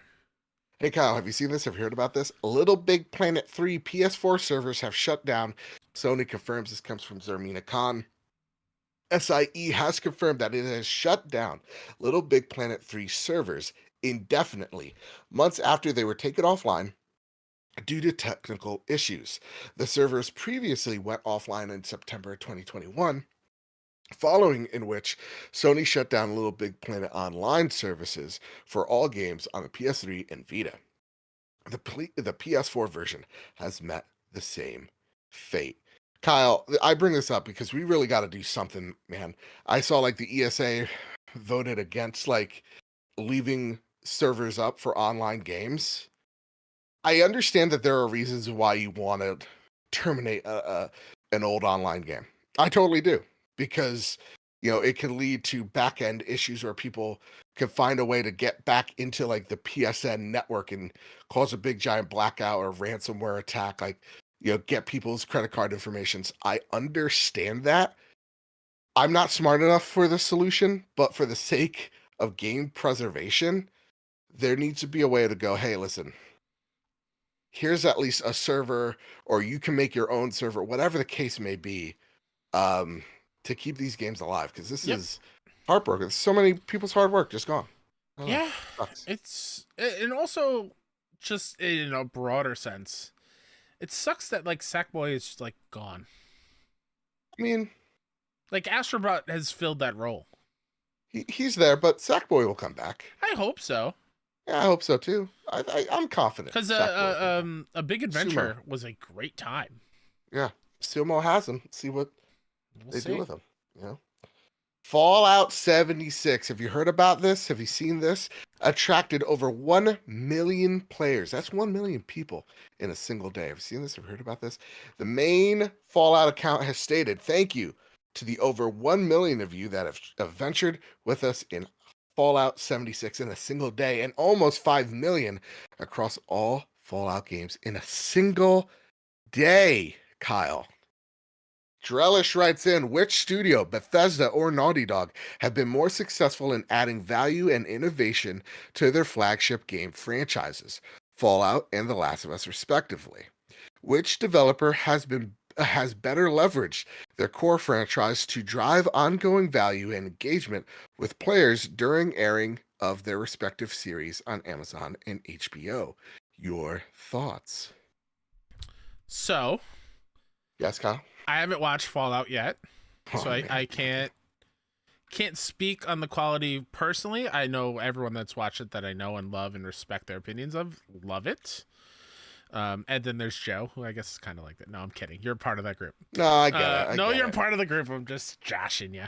I do think Bethesda's doing a much better job of supporting the show in the moment. Like, there's a bigger fanfare around the show. Like, Yeah. Season dropped, Fallout 4 gets a new update. Here's Fallout 76 on other services. Like, they're doing a better job supporting it closer to the launch, where like Last of Us at Naughty Dog, part 1 was, oh my god, was it months before we got the show? Right. Or months after, I forget. Months before the show, then a month-ish afterwards for the PC port where we had Steam Deck Joel. Yeah, so that's right. I think they both have done an incredible job at supporting the shows with their franchises. I do give the edge a little bit towards Bethesda. Yeah, same. But they're both doing amazing jobs. So one of it's because like there isn't enough of The Last of Us, like, you know, there hasn't been as many entries. It's also way more narrative focused. Right. Where like Fallout, they have experimented a lot with the IP, right? It's a mobile game. It has an MMO light game. It has its single player that you know and love. And then the isometric 1 and 2s. And they've done a great job of like, hey guys, fire sale on these games. If you're a part of the Xbox community, you could get like Fallout 3 for like $5, and it's a Game of the Year edition. That's awesome. That's just free money. You like, that's just like, yeah, it's just free money that they're getting at a reasonable price, knowing full well that if they left it at $20, people would go out there and buy it. So I give them props for that, either though I don't care how old they are. And then like updating them so that they run at 4K 60, like all that little stuff matters. And I really like that. Even the free update to Fallout 4, that's happening right now. Awesome. Great. So I do think Fallout, hands down, doing a better job leveraging its IP. And in the moment, I think it really goes to show, you get something good out there, people are gonna just gravitate towards it. Exactly. Across the synergy that they've done is remarkable. Like in the future, when the day happens, hopefully we hear about it in a summer show of like the Horizon remake is going to be great because of the show on Netflix. Yeah. And there's a reason why they are doing this. It makes sense. Yeah. I mean, that will be way before the show, but yeah. No, but what I mean is just like promoting the game, like bringing the game more into the eye of everyone. I feel like if and when that show happens, that would be a better litmus test of, or like a good comparison of like who's doing it better, because they're both multiple games in, multiple different things. So yeah, remakes instead of just like updating a game, you know. Yeah. All right. Hey Kyle. Yeah. The Emracer CEO said a whole bunch of dumb shit. But before we do, I want to just shout out Metaphor ReFantasio will launch on PlayStation consoles and other platforms on October 11th. This is from Studio Zero and Atlas RPG. Metaphor has gotten its release date for PS5, PS4. Guys, this is the same team that does the Persona games. So if you're interested in it, this is not turn-based. This is real time. Go ahead, go take a look. Not for me, so I kind of spaced out for that one. Sure, yeah. RPG fans, we are eating. We're eating, y'all. So many. Really quickly before we get into the craziness, there was a tweet that I saw from the Plucky Squire. Just saying to celebrate World Book Day, we're giving away 3 copies of our game. Nice. Like and retweet this post, blah, blah, blah. To enter to win a copy of our unannounced release date, we'll have more news soon. And you know who reposted that? Who's that? One Shuhei Yoshida. Bet we'll see it at the NMA. Yeah, exactly. That's why I wanted to bring it up. I feel like we're getting close to a state of play showcase, something. Oh, It's happening. We're weeks from it, man. Yeah. Inside source told me that. Ooh. Crash Bandicoot. Yeah, exactly. I'll tell you my source because you know what? People aren't brave enough. It's my uncle that works at PlayStation. Oh, shit. Okay. What's his name? Yeah. Josh. Josh? Your Uncle Josh? Yeah. What's Josh. What exactly does Joshy Boy tell you when he tells you all the inner workings? The ins and outs. Yeah. You know. Yeah. Uh-huh. The who's and what's. You know. Movers and shakers. Okay. Yeah. Insider stuff. You wouldn't understand. It's. Again, Michael Scott improv over here. I did it. You said yes, it. I'm giving you it. No, you're fair. I should have maybe been more specific.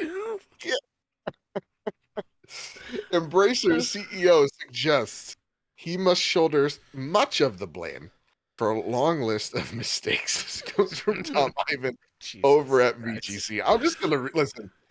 Y'all, we know what Embracer's been up to. They've been bought way too much, too fast, and they've just been self-destructing. So let's just. They went to a buffet and got 6 plates full of things and only ate a quarter of one plate. Great, no, this is too big. And then shit himself immediately after. As a leader, this is what CEO Lars Wingford has said. As a leader and owner, sometimes you need to take the blame, and you need to be humble about if you made those mistakes, if you could have done things differently, he said. Quote, I'm sure I deserve a lot of criticism. Mm-hmm. But I don't think my team or companies deserve all the criticism. I could take a lot of that blame myself, but ultimately, I believe in the mission that we're set out, and that is still valid. And we are enabling that by doing this new structure. Strap in, gang, for this new structure, by the way. Wingford was speaking about the following Embracer's announcement on Monday that it plans to split into 3 different entities. Asmode, Coffee Stain and Friends, Middle Earth Enterprises and Friends, each of which will be listed as a separate company on the NASDAQ Stockholm. Asmode will continue to operate as a publisher and distributor of board games, trading cards, and digital games. Coffee Stain and Friends will focus on PC, console, and mobile games, including community-driven free-to-play games, live ops, and indie/AA games. It will operate under a premium free-to-play divisions with the former segment consisting of Coffee Stain, THQ Nordic, Ghost Ship, Tuxedo Labs, Taser, Amplifier, Game Investment, and others. Middle Earth Enterprises and Friends. Come on, friends, let's go join the beauties of capitalism. Will focus on AAA development and publishing for PC and console. It will own the Lord of the Rings and Tomb Raider IPs alongside the likes of Dead Island, Metro, and Kingdom Come Deliverance. Jesus Christ, that doesn't make any sense. No wonder it's and Friends. You got the King of Gondor with Lara Croft. What in the Harry Potter and the Goblet of Fire is going on here? Did he just pull out these names randomly and that's the headliner?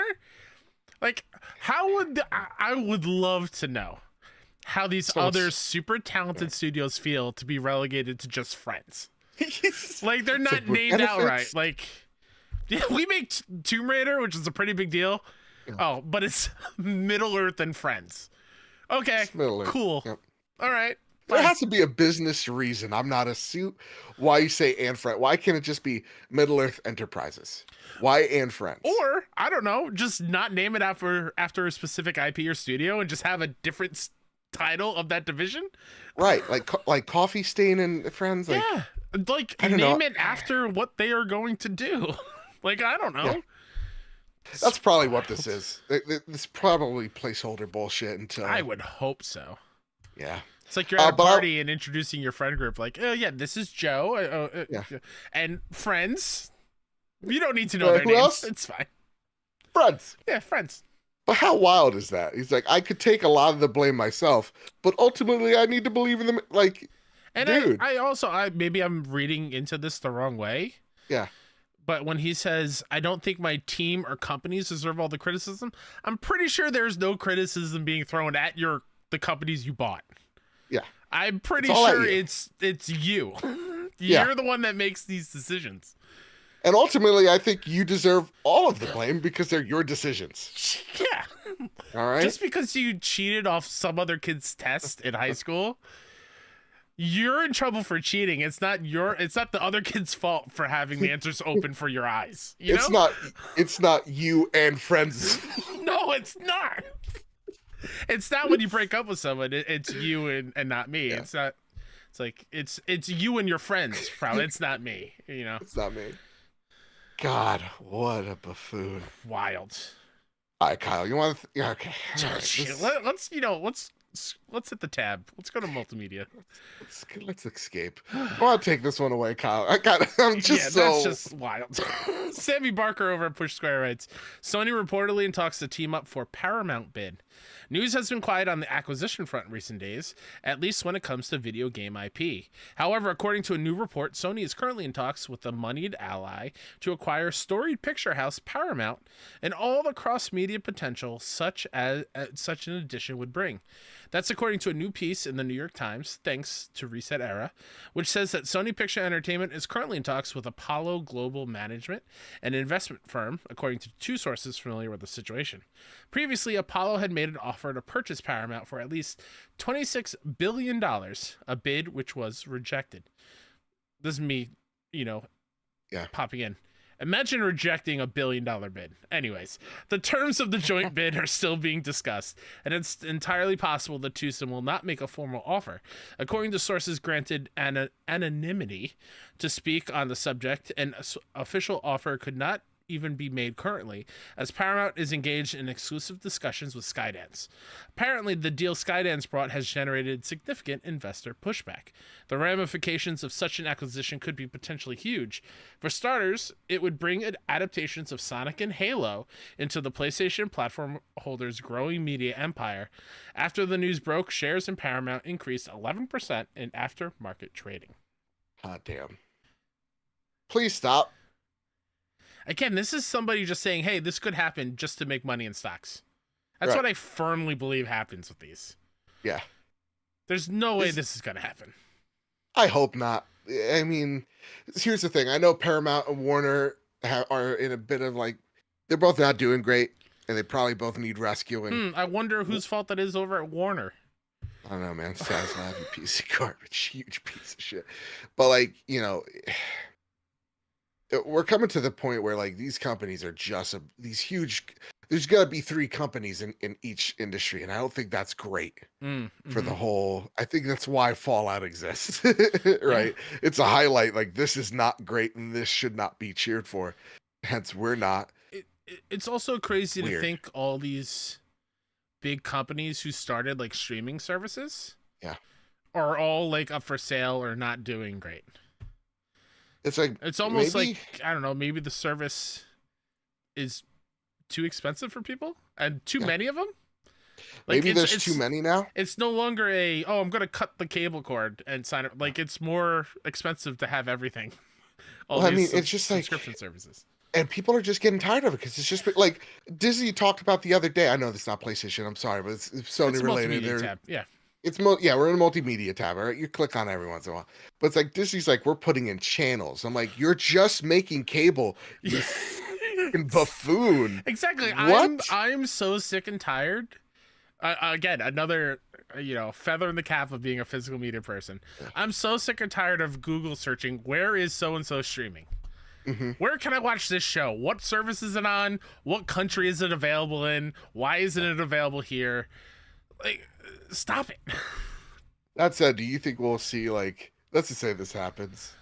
It would be crazy because they're going to integrate it with PlayStation in some type of way. Absolutely. We say, like, Halo, Paramount on, like, the screen of, like, the PlayStation store, They absolutely will. It's going to be so weird. It's going to be extremely weird. And then, like, we need to see his ass in every episode.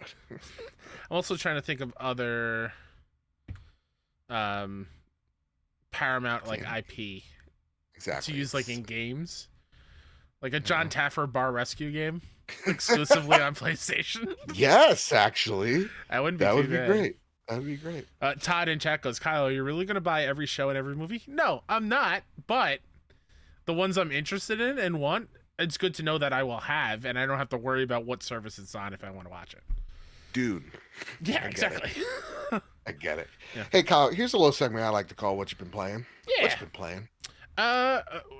Really quickly, because it was more me watching my niece play it, and shout out to Xbox for the codes. She wanted to play Grounded really quickly. Todd, do you not know what Bar Rescue is? Oh my goodness. Homework. You have so many seasons to watch. You're good. Mm-hmm. They take a struggling bar and they bring it back. The owners are usually terrible at what they do. Yeah. It's great. It's great. Well, you're supposed to serve beer? I'm supposed to pay my employees on time? What? What? Crazy. Serve like actual edible food? What are you talking about? No. I'm not buying every season. No. Stop it. No. Not like that stuff. Anyways, Grounded. So I watched Skylar play it, which is who, Joe? Caught me drinking. It's one of the kids. Sure. Okay. Oldest? Around there. Give or take. I hate you. Well, Skylar was one of the twins. Yeah. I take it or leave it. I watched her play it for a little bit, and I'm a huge fan of Honey, I Shrunk the Kids, and just that vibe, for lack of a better word, or like viewpoint, like of the environment and being like a tiny little human and being like in your front yard trying to get back home. It is personally not a me style of game. Fair. It's a survival. You're crafting houses and building walls and scrounging for materials. It's not something I enjoy doing in video games. But she loved it. She enjoyed, fighting off the bugs and collecting sap and chopping down grass like they're giant trees and building things and helping her out with where to go, because she's still learning how to play modern video games. And just seeing like a giant soda can, just being like a giant building and drinking soda for resources, but it's just a little tiny dewdrop. Like, Obsidian did great work with it. It is a very well made game. While it's not my cup of tea, it's a huge net positive for it to be on PlayStation. I think it's going to be a good time. Yeah. Awesome. Yeah. Crafting stuff isn't my jam, but this is something I think, the kids, Kylie, Skylar, Owen. Oh, come on. There's one more. The oldest one. The other one. How dare you? They're all going to love it, They're all going to love it. Yeah, Owen got a big kick of seeing like the giant ladybugs being like the giant monstrosities in the game. It's like, oh no, ladybug, don't hurt it. And then when it started attacking, he's like, get him. He flipped real quick. He flipped real quick. Yeah. What else have you been playing, my man? So I mentioned before, I've been playing Another Crab's Treasure. Comes out tomorrow. If you want like a full, I think we went on for 50-something minutes about the review over at 61 Indie. That's on podcast services wherever you listen to it, IndieCast. And there's a video on our YouTube channel, youtube.com/61indie. Another Crab's Treasure, well, I'm not super far into it. It's mostly Mike talking about his experience because he beat the game. From what I played, it is one of the most accessible Souls games. Nice. To the point where there aren't difficulty sliders, But if you need extra help of like, you can change everything you want to enemy health, give it more, give it less, raise your attack, lower it. Like there's everything to make it your style of game. The humor hits. While I know humor is a touchy thing with everybody, and everyone finds different things funny. The way it uses it in the game, I find amazing. When there is voice acting, it's great. For example, we hopped on and watched Mike play what he thought was an optional boss. Spoiler alert, it wasn't an optional boss, and he went through the entire game thinking it was an optional boss. When you beat the boss, it unlocks the ability to level up your skills. Okay. And he was like, oh my god, I could use these hours ago. But we watched that, and the way that boss fight ends, there's like a cutscene. I was like, oh my god, here comes phase 2. And essentially Krill, who you're playing as a hermit crab, your shell gets taken because you haven't paid your taxes to the Duchy of the Sea. And the whole journey is trying to get your house back, your little shell back. And he wanders into this boss, you beat him, and the boss goes, aren't you here to kill me? And who is voiced by Xalavier Nelson, El Paso Elsewhere dev. Oh, nice. Okay. And Crow goes, no, I'm just trying to get my house or something. And he goes, oh, that like cutscene ends with, oh, and then it just fades. There's no more boss fight. You just talk and unlock things. Like, that's it's cool. very tongue in cheek. It's the way the environment is laid out, where you can like, it's very.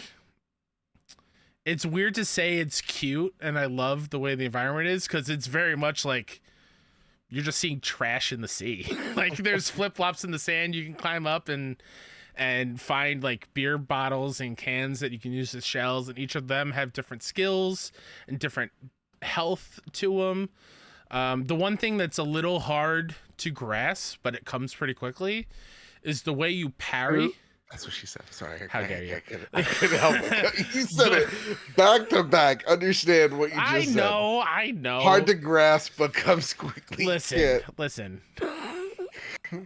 I'm sorry, Earthy Cheese's mom.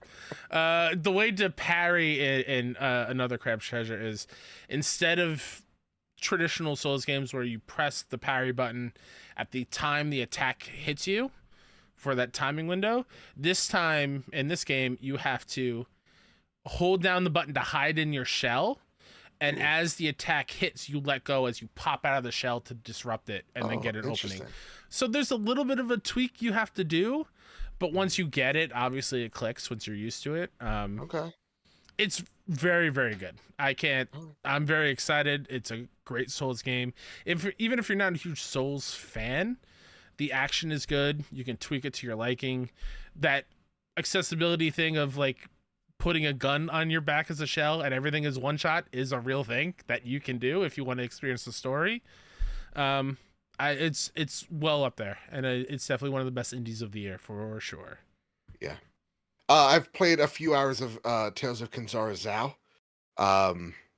This is a really good Metroidvania game. So like if you're in the mood for a Metroidvania after Prince of Persia. I was going to ask, how does it feel after that one? I mean, listen, Prince of Persia is going to be up there with the greats. Sure. Right? Mm-hmm. Your Metroid Dreads, so like it's legitimately one of the best, which I feel like if this game came out any sooner, it'd be under a microscope because of it. Mm-hmm. But from what I've played thus far, again, impressions of, and it's out on PlayStation Plus Extra, so no harm, just go out there, try it out. Mm-hmm. The things that strike me is, of course, Abu, the creator of this game, voice actor in Assassin's Creed, made this studio to go out there and tell the love letter of his father. Mm-hmm. And this is what this game really is. He is such a talented voice actor, and within the first 5 minutes you're completely invested in the story or you're completely invested in the story because of his performance. Each performance in this game is not ham-fisted in the slightest. It's telling a serious story about loss, and coming to grips with said loss. The narrative, it's kind of like the opposite. It's the narrative is the thing that pushes you. Whereas like Prince of Persia, it's like, yeah, the narrative's there, whatever. It's about the combat. To me, I feel like going through Kinzarazao, it's definitely the story compels me more than the moment to moment of gameplay. But that said, I know that some reviewers complained that it was like there was some input lag. I played this mostly on the PlayStation Portal, so I didn't really I didn't experience really what some people were complaining about, but you have like two powers again, what I've experienced so far, that you switch back to. One's melee focused, one's range focused, and it's about switching them up in the heat of battle and also juggling them in the air, though I don't find the melee combat juggling to be that great. I feel like there is a good rhythm that you can get once you master it.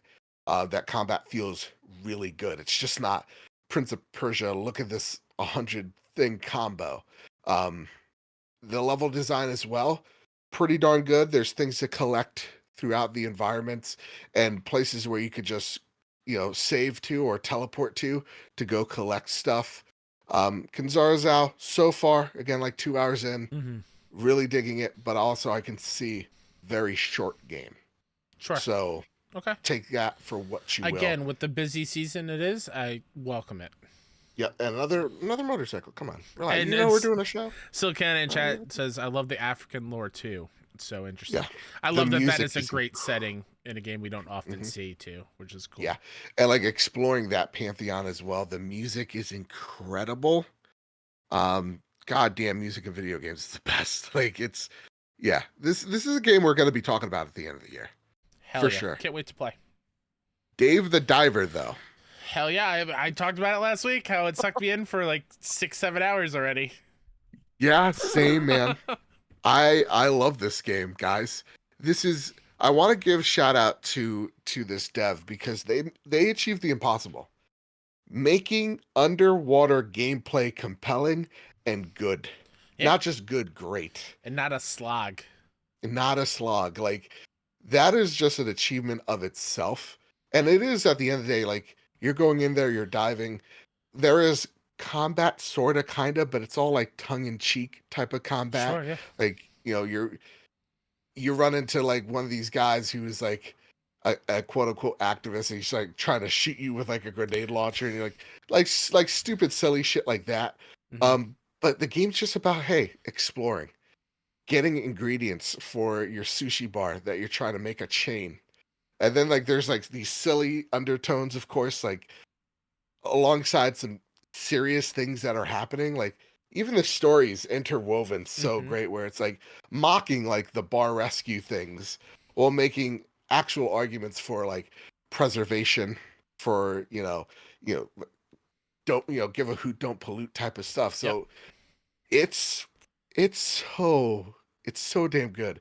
So like you'll go in for a dive, you'll collect whatever fish that you need, right? And you'll traverse this world. It's kind of like Terraria in the sense of the deeper you go, you need new or better equipment, which is what you're grinding for, which is what you're earning money for, which is why you want your bar to succeed so you could dive in deeper and explore more. Finding ingredients to make dishes better, not only better money income for you, but also raising customer satisfaction. And that like so like after you're done with like the dives, you go to like something that you were totally right last week. It is kind of like it's overcooked. Like overcooked, but instead of you being focused in the kitchen, it's about the server side of things. So like you're making sure like if someone left their shit there, you're cleaning up afterwards. Making sure you're pouring the green tea, making sure wasabi is full so that you can keep making dishes. Yeah, like making sure everybody's happy and like food gets to them at a certain time. There's like a management portion to the game. Like all this sounds stupid, silly. It's on PlayStation Extra. I could not recommend this game anymore. Where like I was playing it last night. I got home from work at 10 o'clock. And I'm like, I got work at 9 tomorrow. Let me just get 40 minutes in. 1 o'clock. Yeah. Like it was just. And I realized we're It's like too the fun to put last down. people in the world because it was out everywhere already. Yeah. But I'm so happy that we are getting these games on PlayStation finally, because it opens up them to. This goes back to the whole Xbox and Helldivers thing. Like it just breathes new life into the game after it's already been out elsewhere. Yeah, And it's so good. It's a good time, y'all. It's Platinum. very deep too. There's a lot of deep systems. I don't know how really? far you've gotten to, like unlocking apps on your phone that do different things. Yep. You can like Dave believes in his Second Amendment right, so like there's guns you unlock to help like fight certain like creatures of the deep. But like even researching and collecting like fossils and certain seashells, getting reward points there, and getting likes for what do they call it? Cooksta? It's like the version of Instagram, and like getting likes enough to unlock new dishes and new things. It's also the wild. cutscenes. Oh, Each cutscene in this game is incredible. Especially the sushi chef. Yes. Love that man. Love that man to death. Real good. All right, so that's what you've been playing. Kyle. Yeah. Are you holding on to something? Anything, dude. Something I've been playing with all episode is an empty Advil travel bottle. Oh, nice. Yeah. I got my jug of water. Ooh. That is almost already empty. Nice. I'm sweaty. All right, Kyle. Prepare the drop. Here are the latest steals and deals coming to the PlayStation storefront. Euden Chronicle 100 Heroes comes out right now, April 23rd. Food Truck Simulator, the 23rd. Lunar Lander Beyond, the 23rd. Tales of Kinzarazao again, out on PlayStation Plus. Go grab that, April 23rd. Teenage Mutant Ninja Turtles, Arcade of the Wrath of the Mutants, April 23rd. Heard it's not great. Not good. Not good. I hated that arcade game. It's an abomination. I'm sorry. Sorry. No disrespect, but those are my turtles. Michelangelo. Yeah. Escape the Glitch 2 Backrooms on the 24th. Insurmountable on PS. Wild that we get Insurmountable a week before Surmount. They know what they're doing. They know what they're doing. Rathmith. I think right. Radarinth. It's like labyrinth but with a rat. There you go. Okay. The 24th. Age of Water on April 25th. Another Crab's Treasure on April 25th. Awkwardest on April 25th. Hidden Cats in New York City. Hell yeah. All right. April 25th. Megaton Musashi W Wired on the 25th. Saga Emerald Beyond on April 25th. Secret Agent Cold War Espionage. It's all about sabotage. The 25th. Teared on April 25th. Whiskey Waters on April 25th. If you understood that. Oh. If you understood that reference, though, I saw Whisk and I got carried away. Fair. Wrath of Aeon of Ruin on the 25th. Class Heroes 2G, couldn't even afford 3G, Remastered Edition on the 26th. Class Heroes Anniversary Edition on the 26th. Jack Holmes, Master of Puppets. It's a Metallica game. Yeah, you think Metallica is trying to Napster them? I would. On the 26th, Sandland. It's a land made of sand. April 26th. Dragon Ball fans from the same artist. Oh, seriously? I believe so.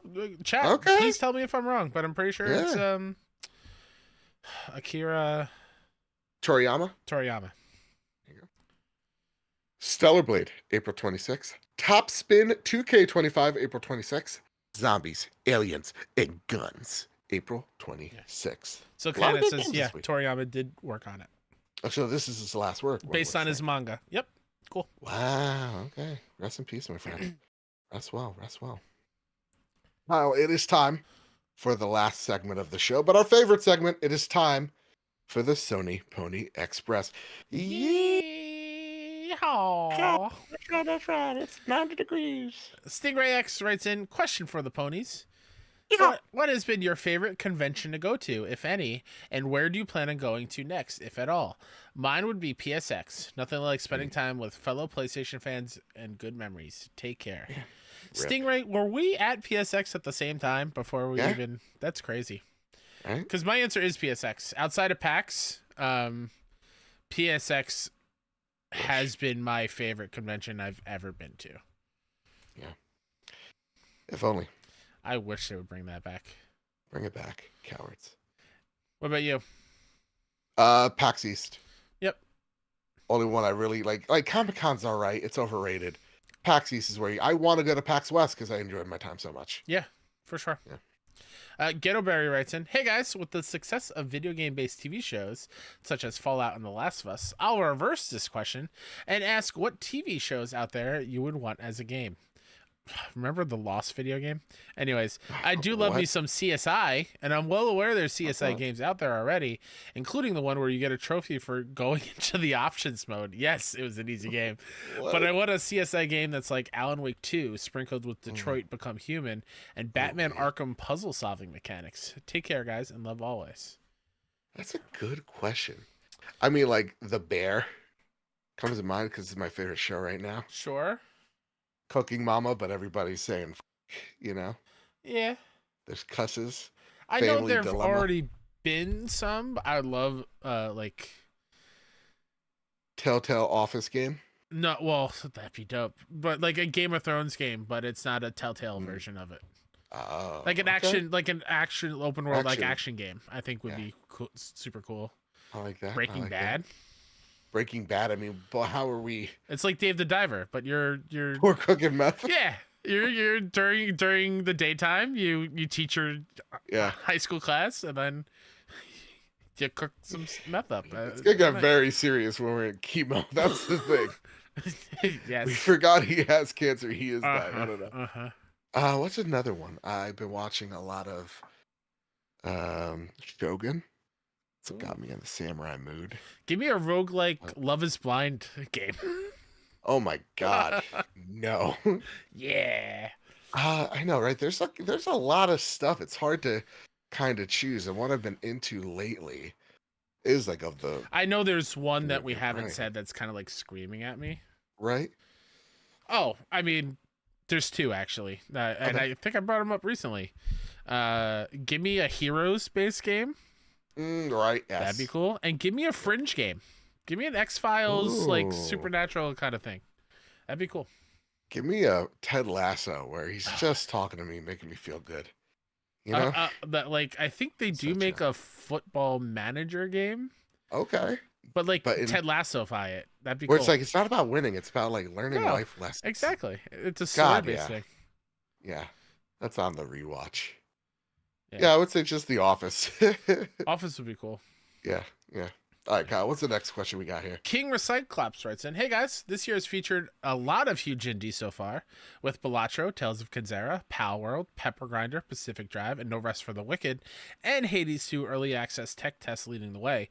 With arguably some of the biggest indie hitters out now, what indie are you looking forward to for the future? I'm personally praying Angerfoot is making it this year. Angerfoot would be rad. I mean, I know one for you. I mean, I just talked about it, brought it up earlier. Plucky Squire, baby.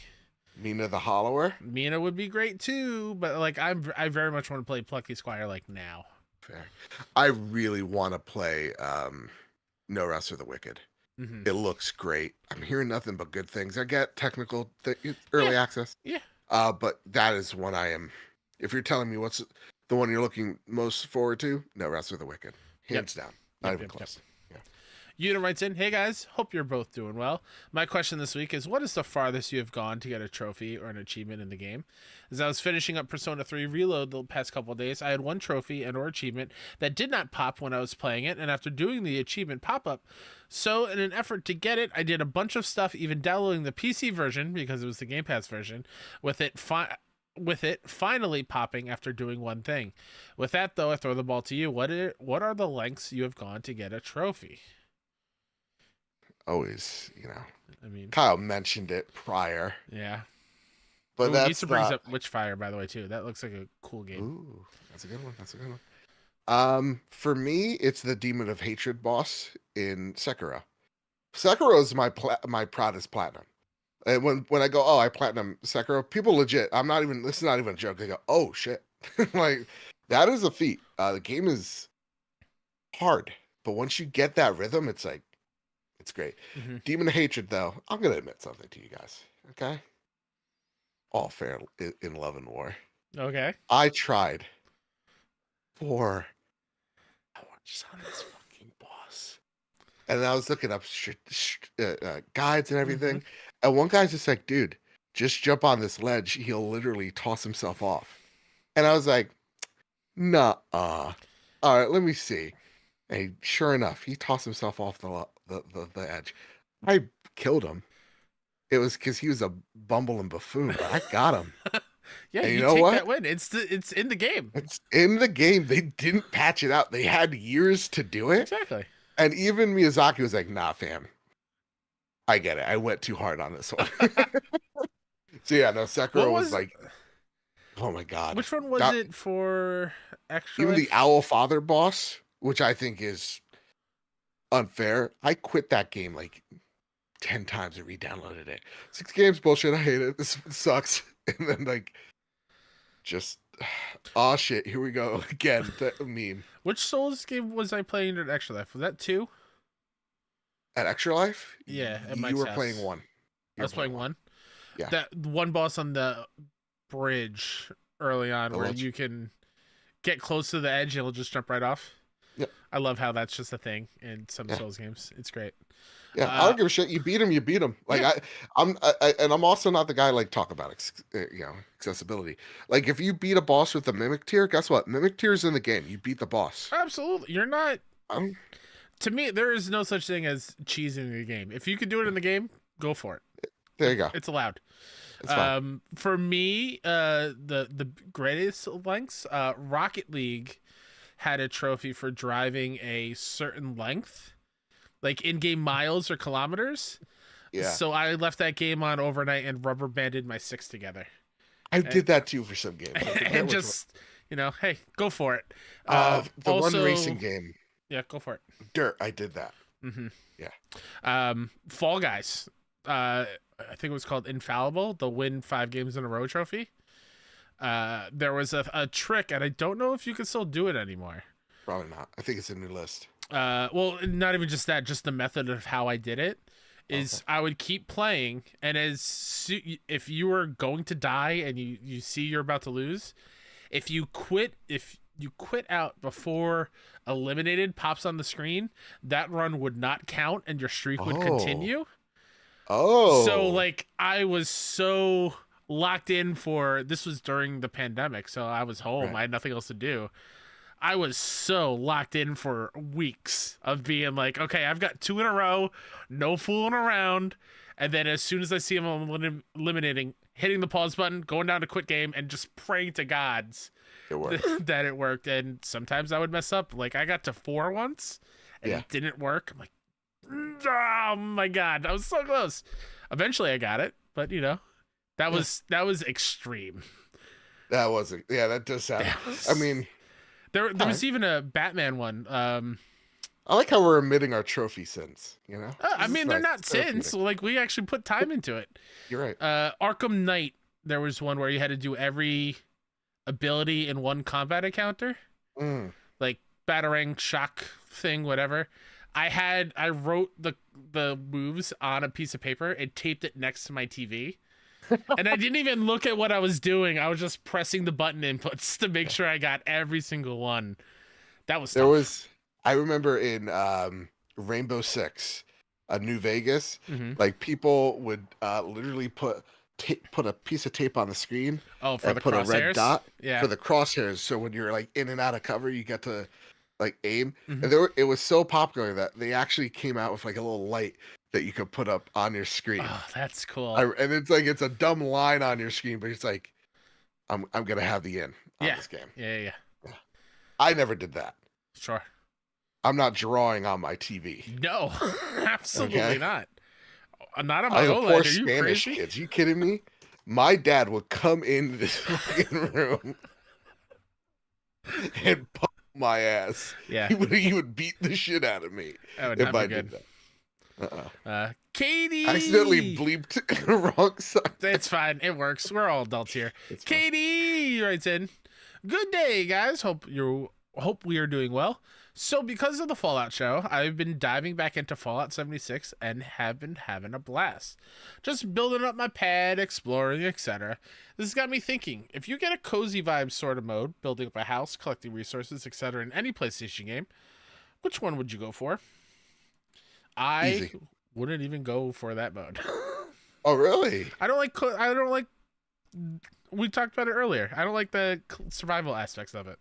Oh, I mean, if I could get cozy vibes in a game, like, to me, the farthest I go is like making a campfire. That game is like Horizon. That's cozy to me. It's like I got a little campfire. Yeah. It's cute. But I'm not building shit. I No, refuse. No. I'm terrible. No. I don't wish have I the was. attention span for it. I don't have the patience for it. Yeah. And I'm not good enough. I see people building, I don't know, the Eiffel Tower, and I'm here just like, I made a room with 4 walls. Exactly. The just very basic of basic things. Yeah. That being said, I would love to build something in like Final Fantasy Rebirth or something. That'd be cool. And I would also hate the idea that like you come to my camp and you destroy it, like Palworld. When I heard about that, I'm like, all right, and I'm no longer interested in this game. That sucks. Isn't that like a Fallout 4 thing too? Like your hub base has the ability to get attacked? It has the ability to, but I keep that thing on me. It doesn't happen. Fair. I got like turrets like that's all I've done. Is like, here's turrets. Everybody have fun. Don't act out. The turrets. I know that trophy was hard to get back in the day. I don't know if they fixed it or not. I'm not. In this one, I'm not interested in the trophy. I'll get as many as I can. But Yeah. Black Wyver writes in, "Good day, gents. Question for the Sony Pony Express. Yeehaw. Yeah. This might be a lengthy one. Please be patient. I will try. Recently, you both touched up Witcher 3 and how you both are yet to complete the game. Absolutely. I recently dived into the game myself earlier this year. While I appreciate when the game was made, and it may have been iconic then, however, I wasn't enjoying it. It wasn't for me. Since it has been so hyped up, I was expecting a lot more. I love the impacts of the smallest decisions you make and how it impacts the story, but I was deeply disappointed with the combat. I've played older games than that recently and enjoyed them, so it's not the age factor. I did play Cyberpunk last year for the first time and felt that game was heaps better, even though I'm not a fan of first-person games. During this playthrough of Witcher 3, which I gave up on around 40 to 45% into it, and I had a few learnings. 1, I'm tired of open-world games. 2, RPG games are not really for me. I prefer action-adventure with a few RPG elements. My questions for this week's show: have you had a similar experience with a game that made you realize which genre of game are not for you? Which game, which is wildly popular in the community, did not meet the hype for you? And lastly, what's your view on open world games for the ones being released in the last couple of years? As always, thank you for everything you both do. Your contributions to the gamer community is appreciated. As always, much love. Thank you so much, Wyvern. Thank you. Oh, man. So, 1, has there been a similar experience with a game that made you realize that genre is not for you? I mean, most turn-based games, like trying to play Persona 4, Okay. legit, I fell asleep 45 minutes in. I was like, I was dozing off. Fair. Not for me. Uh-huh. And again, I'm trying with Persona 3, but now David Diver's out. Who knows? Sure. Usually it's the turn-based games that it's hard for me. But I find myself going to games and going, oh wow, I didn't think I'd like this, and I do. Mm-hmm. So I've been being rewarded for experimenting outside my comfort zone. Yeah, this is a tough one because I'm so set in my ways of which genre I know I'm not going to enjoy, so I don't even attempt it. Fair. Well, what's like a genre you're not even going to attempt? I mean, again, any survival crafting thing. I'm just not. Yeah. You're like, nope and out. No, I'm good. All right, fair enough. I would say like I do enjoy. We'll hop down to question 3 when it comes to open world games. I love open world games, but the fact that there are so many of them now, it does become a little bit daunting. Where I definitely want to go back and play Forspoken. Right. But that is a game where I played that demo and I was like, maybe this is just not it for me. Yeah. And I'll wait a few years and I'll go back and try it again. Yeah, anytime I try a fighter, it's like, I'm getting my ass kicked. Yeah. You know? Jesus Christ. Balatro is like a popular game that like I have no yearning for. Sure. Absolutely none. Yeah. I hate poker. I doubt this game's gonna convince me otherwise. I'm out. Okay. That's fair. That would be my recent one. Or else I'm gonna be lame and say like, because the only one that's left such a strong negative feeling in my heart is Red Dead Redemption 2, and I know I'll get chastised for it, so I'm not even gonna say it. I mean, you just did, so. I mean, but like, I won't go into depth of no, how I know. they made a predictable story. And also, also, this reminds me of the story that, again, it was a packed week, but Ubi essentially we were like, hey, will be no more Watch Dogs in the future. Like, that's a bit of a bummer. I get it. Watch Dogs 2 is great. I love that open world. Just an identity crisis of a yeah. Legion, I think, was a bad way to take that franchise. Big time. Yeah, absolutely. What game is wildly popular that did not meet the hype for you? Sorry, y'all. This is not me being a downer. I'm not yucking your yum. I just trashed Red Dead 2, so it's fine. I don't get the Breath of the Wild hype. I've gone on record. I've said this multiple times. I've tried it. 30, 40 minutes in, I realize it's a small thing. Just don't get it. I don't get it. Fair enough. I need more structure in my games. Tell me where to go. Don't be like, drop me, though. Have fun! No, thank you. I need some sort of... Like, Elden Ring was daunting, because it's just like, here, just go, and the world's huge.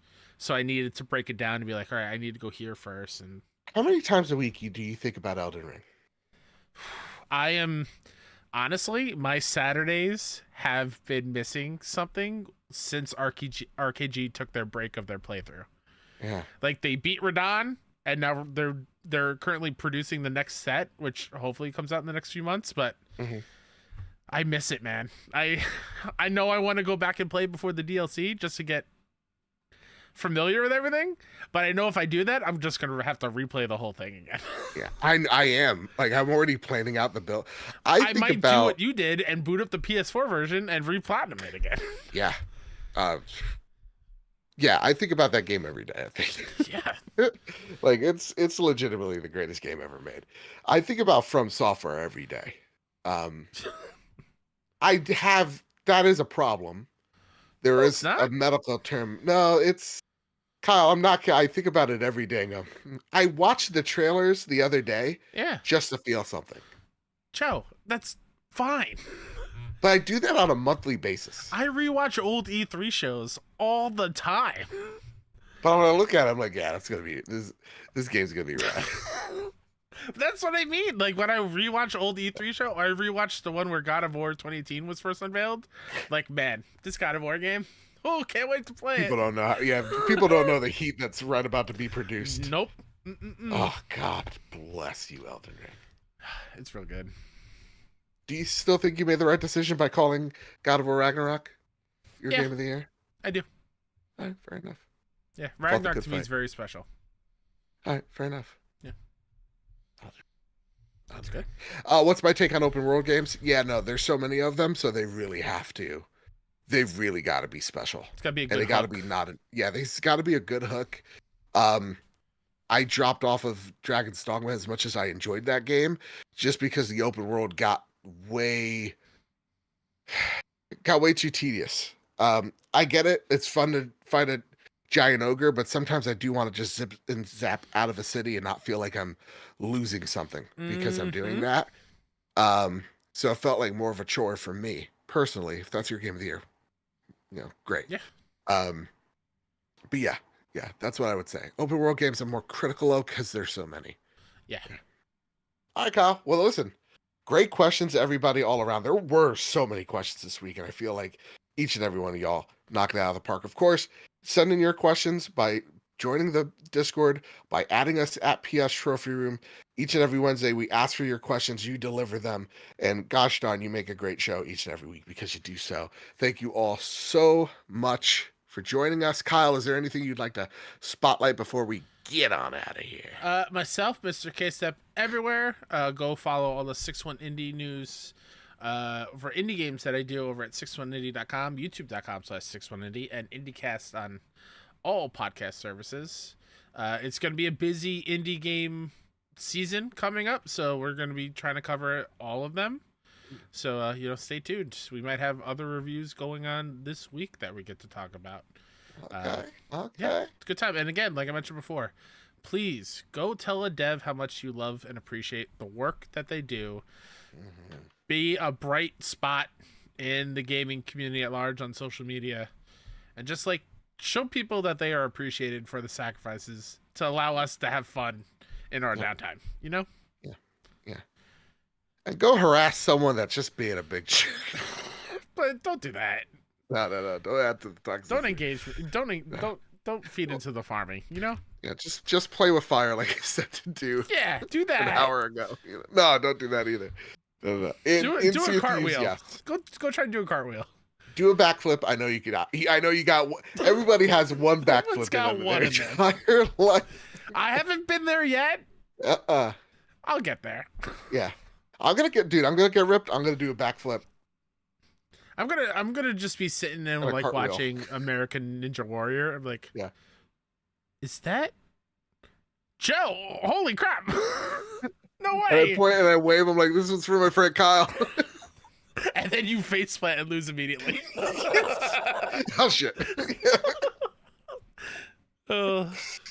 Everybody, that's been the Trophy Room this week. If you liked what you heard from my voice, at Mr. Badbit on Twitter. I think Elon's letting me talk now.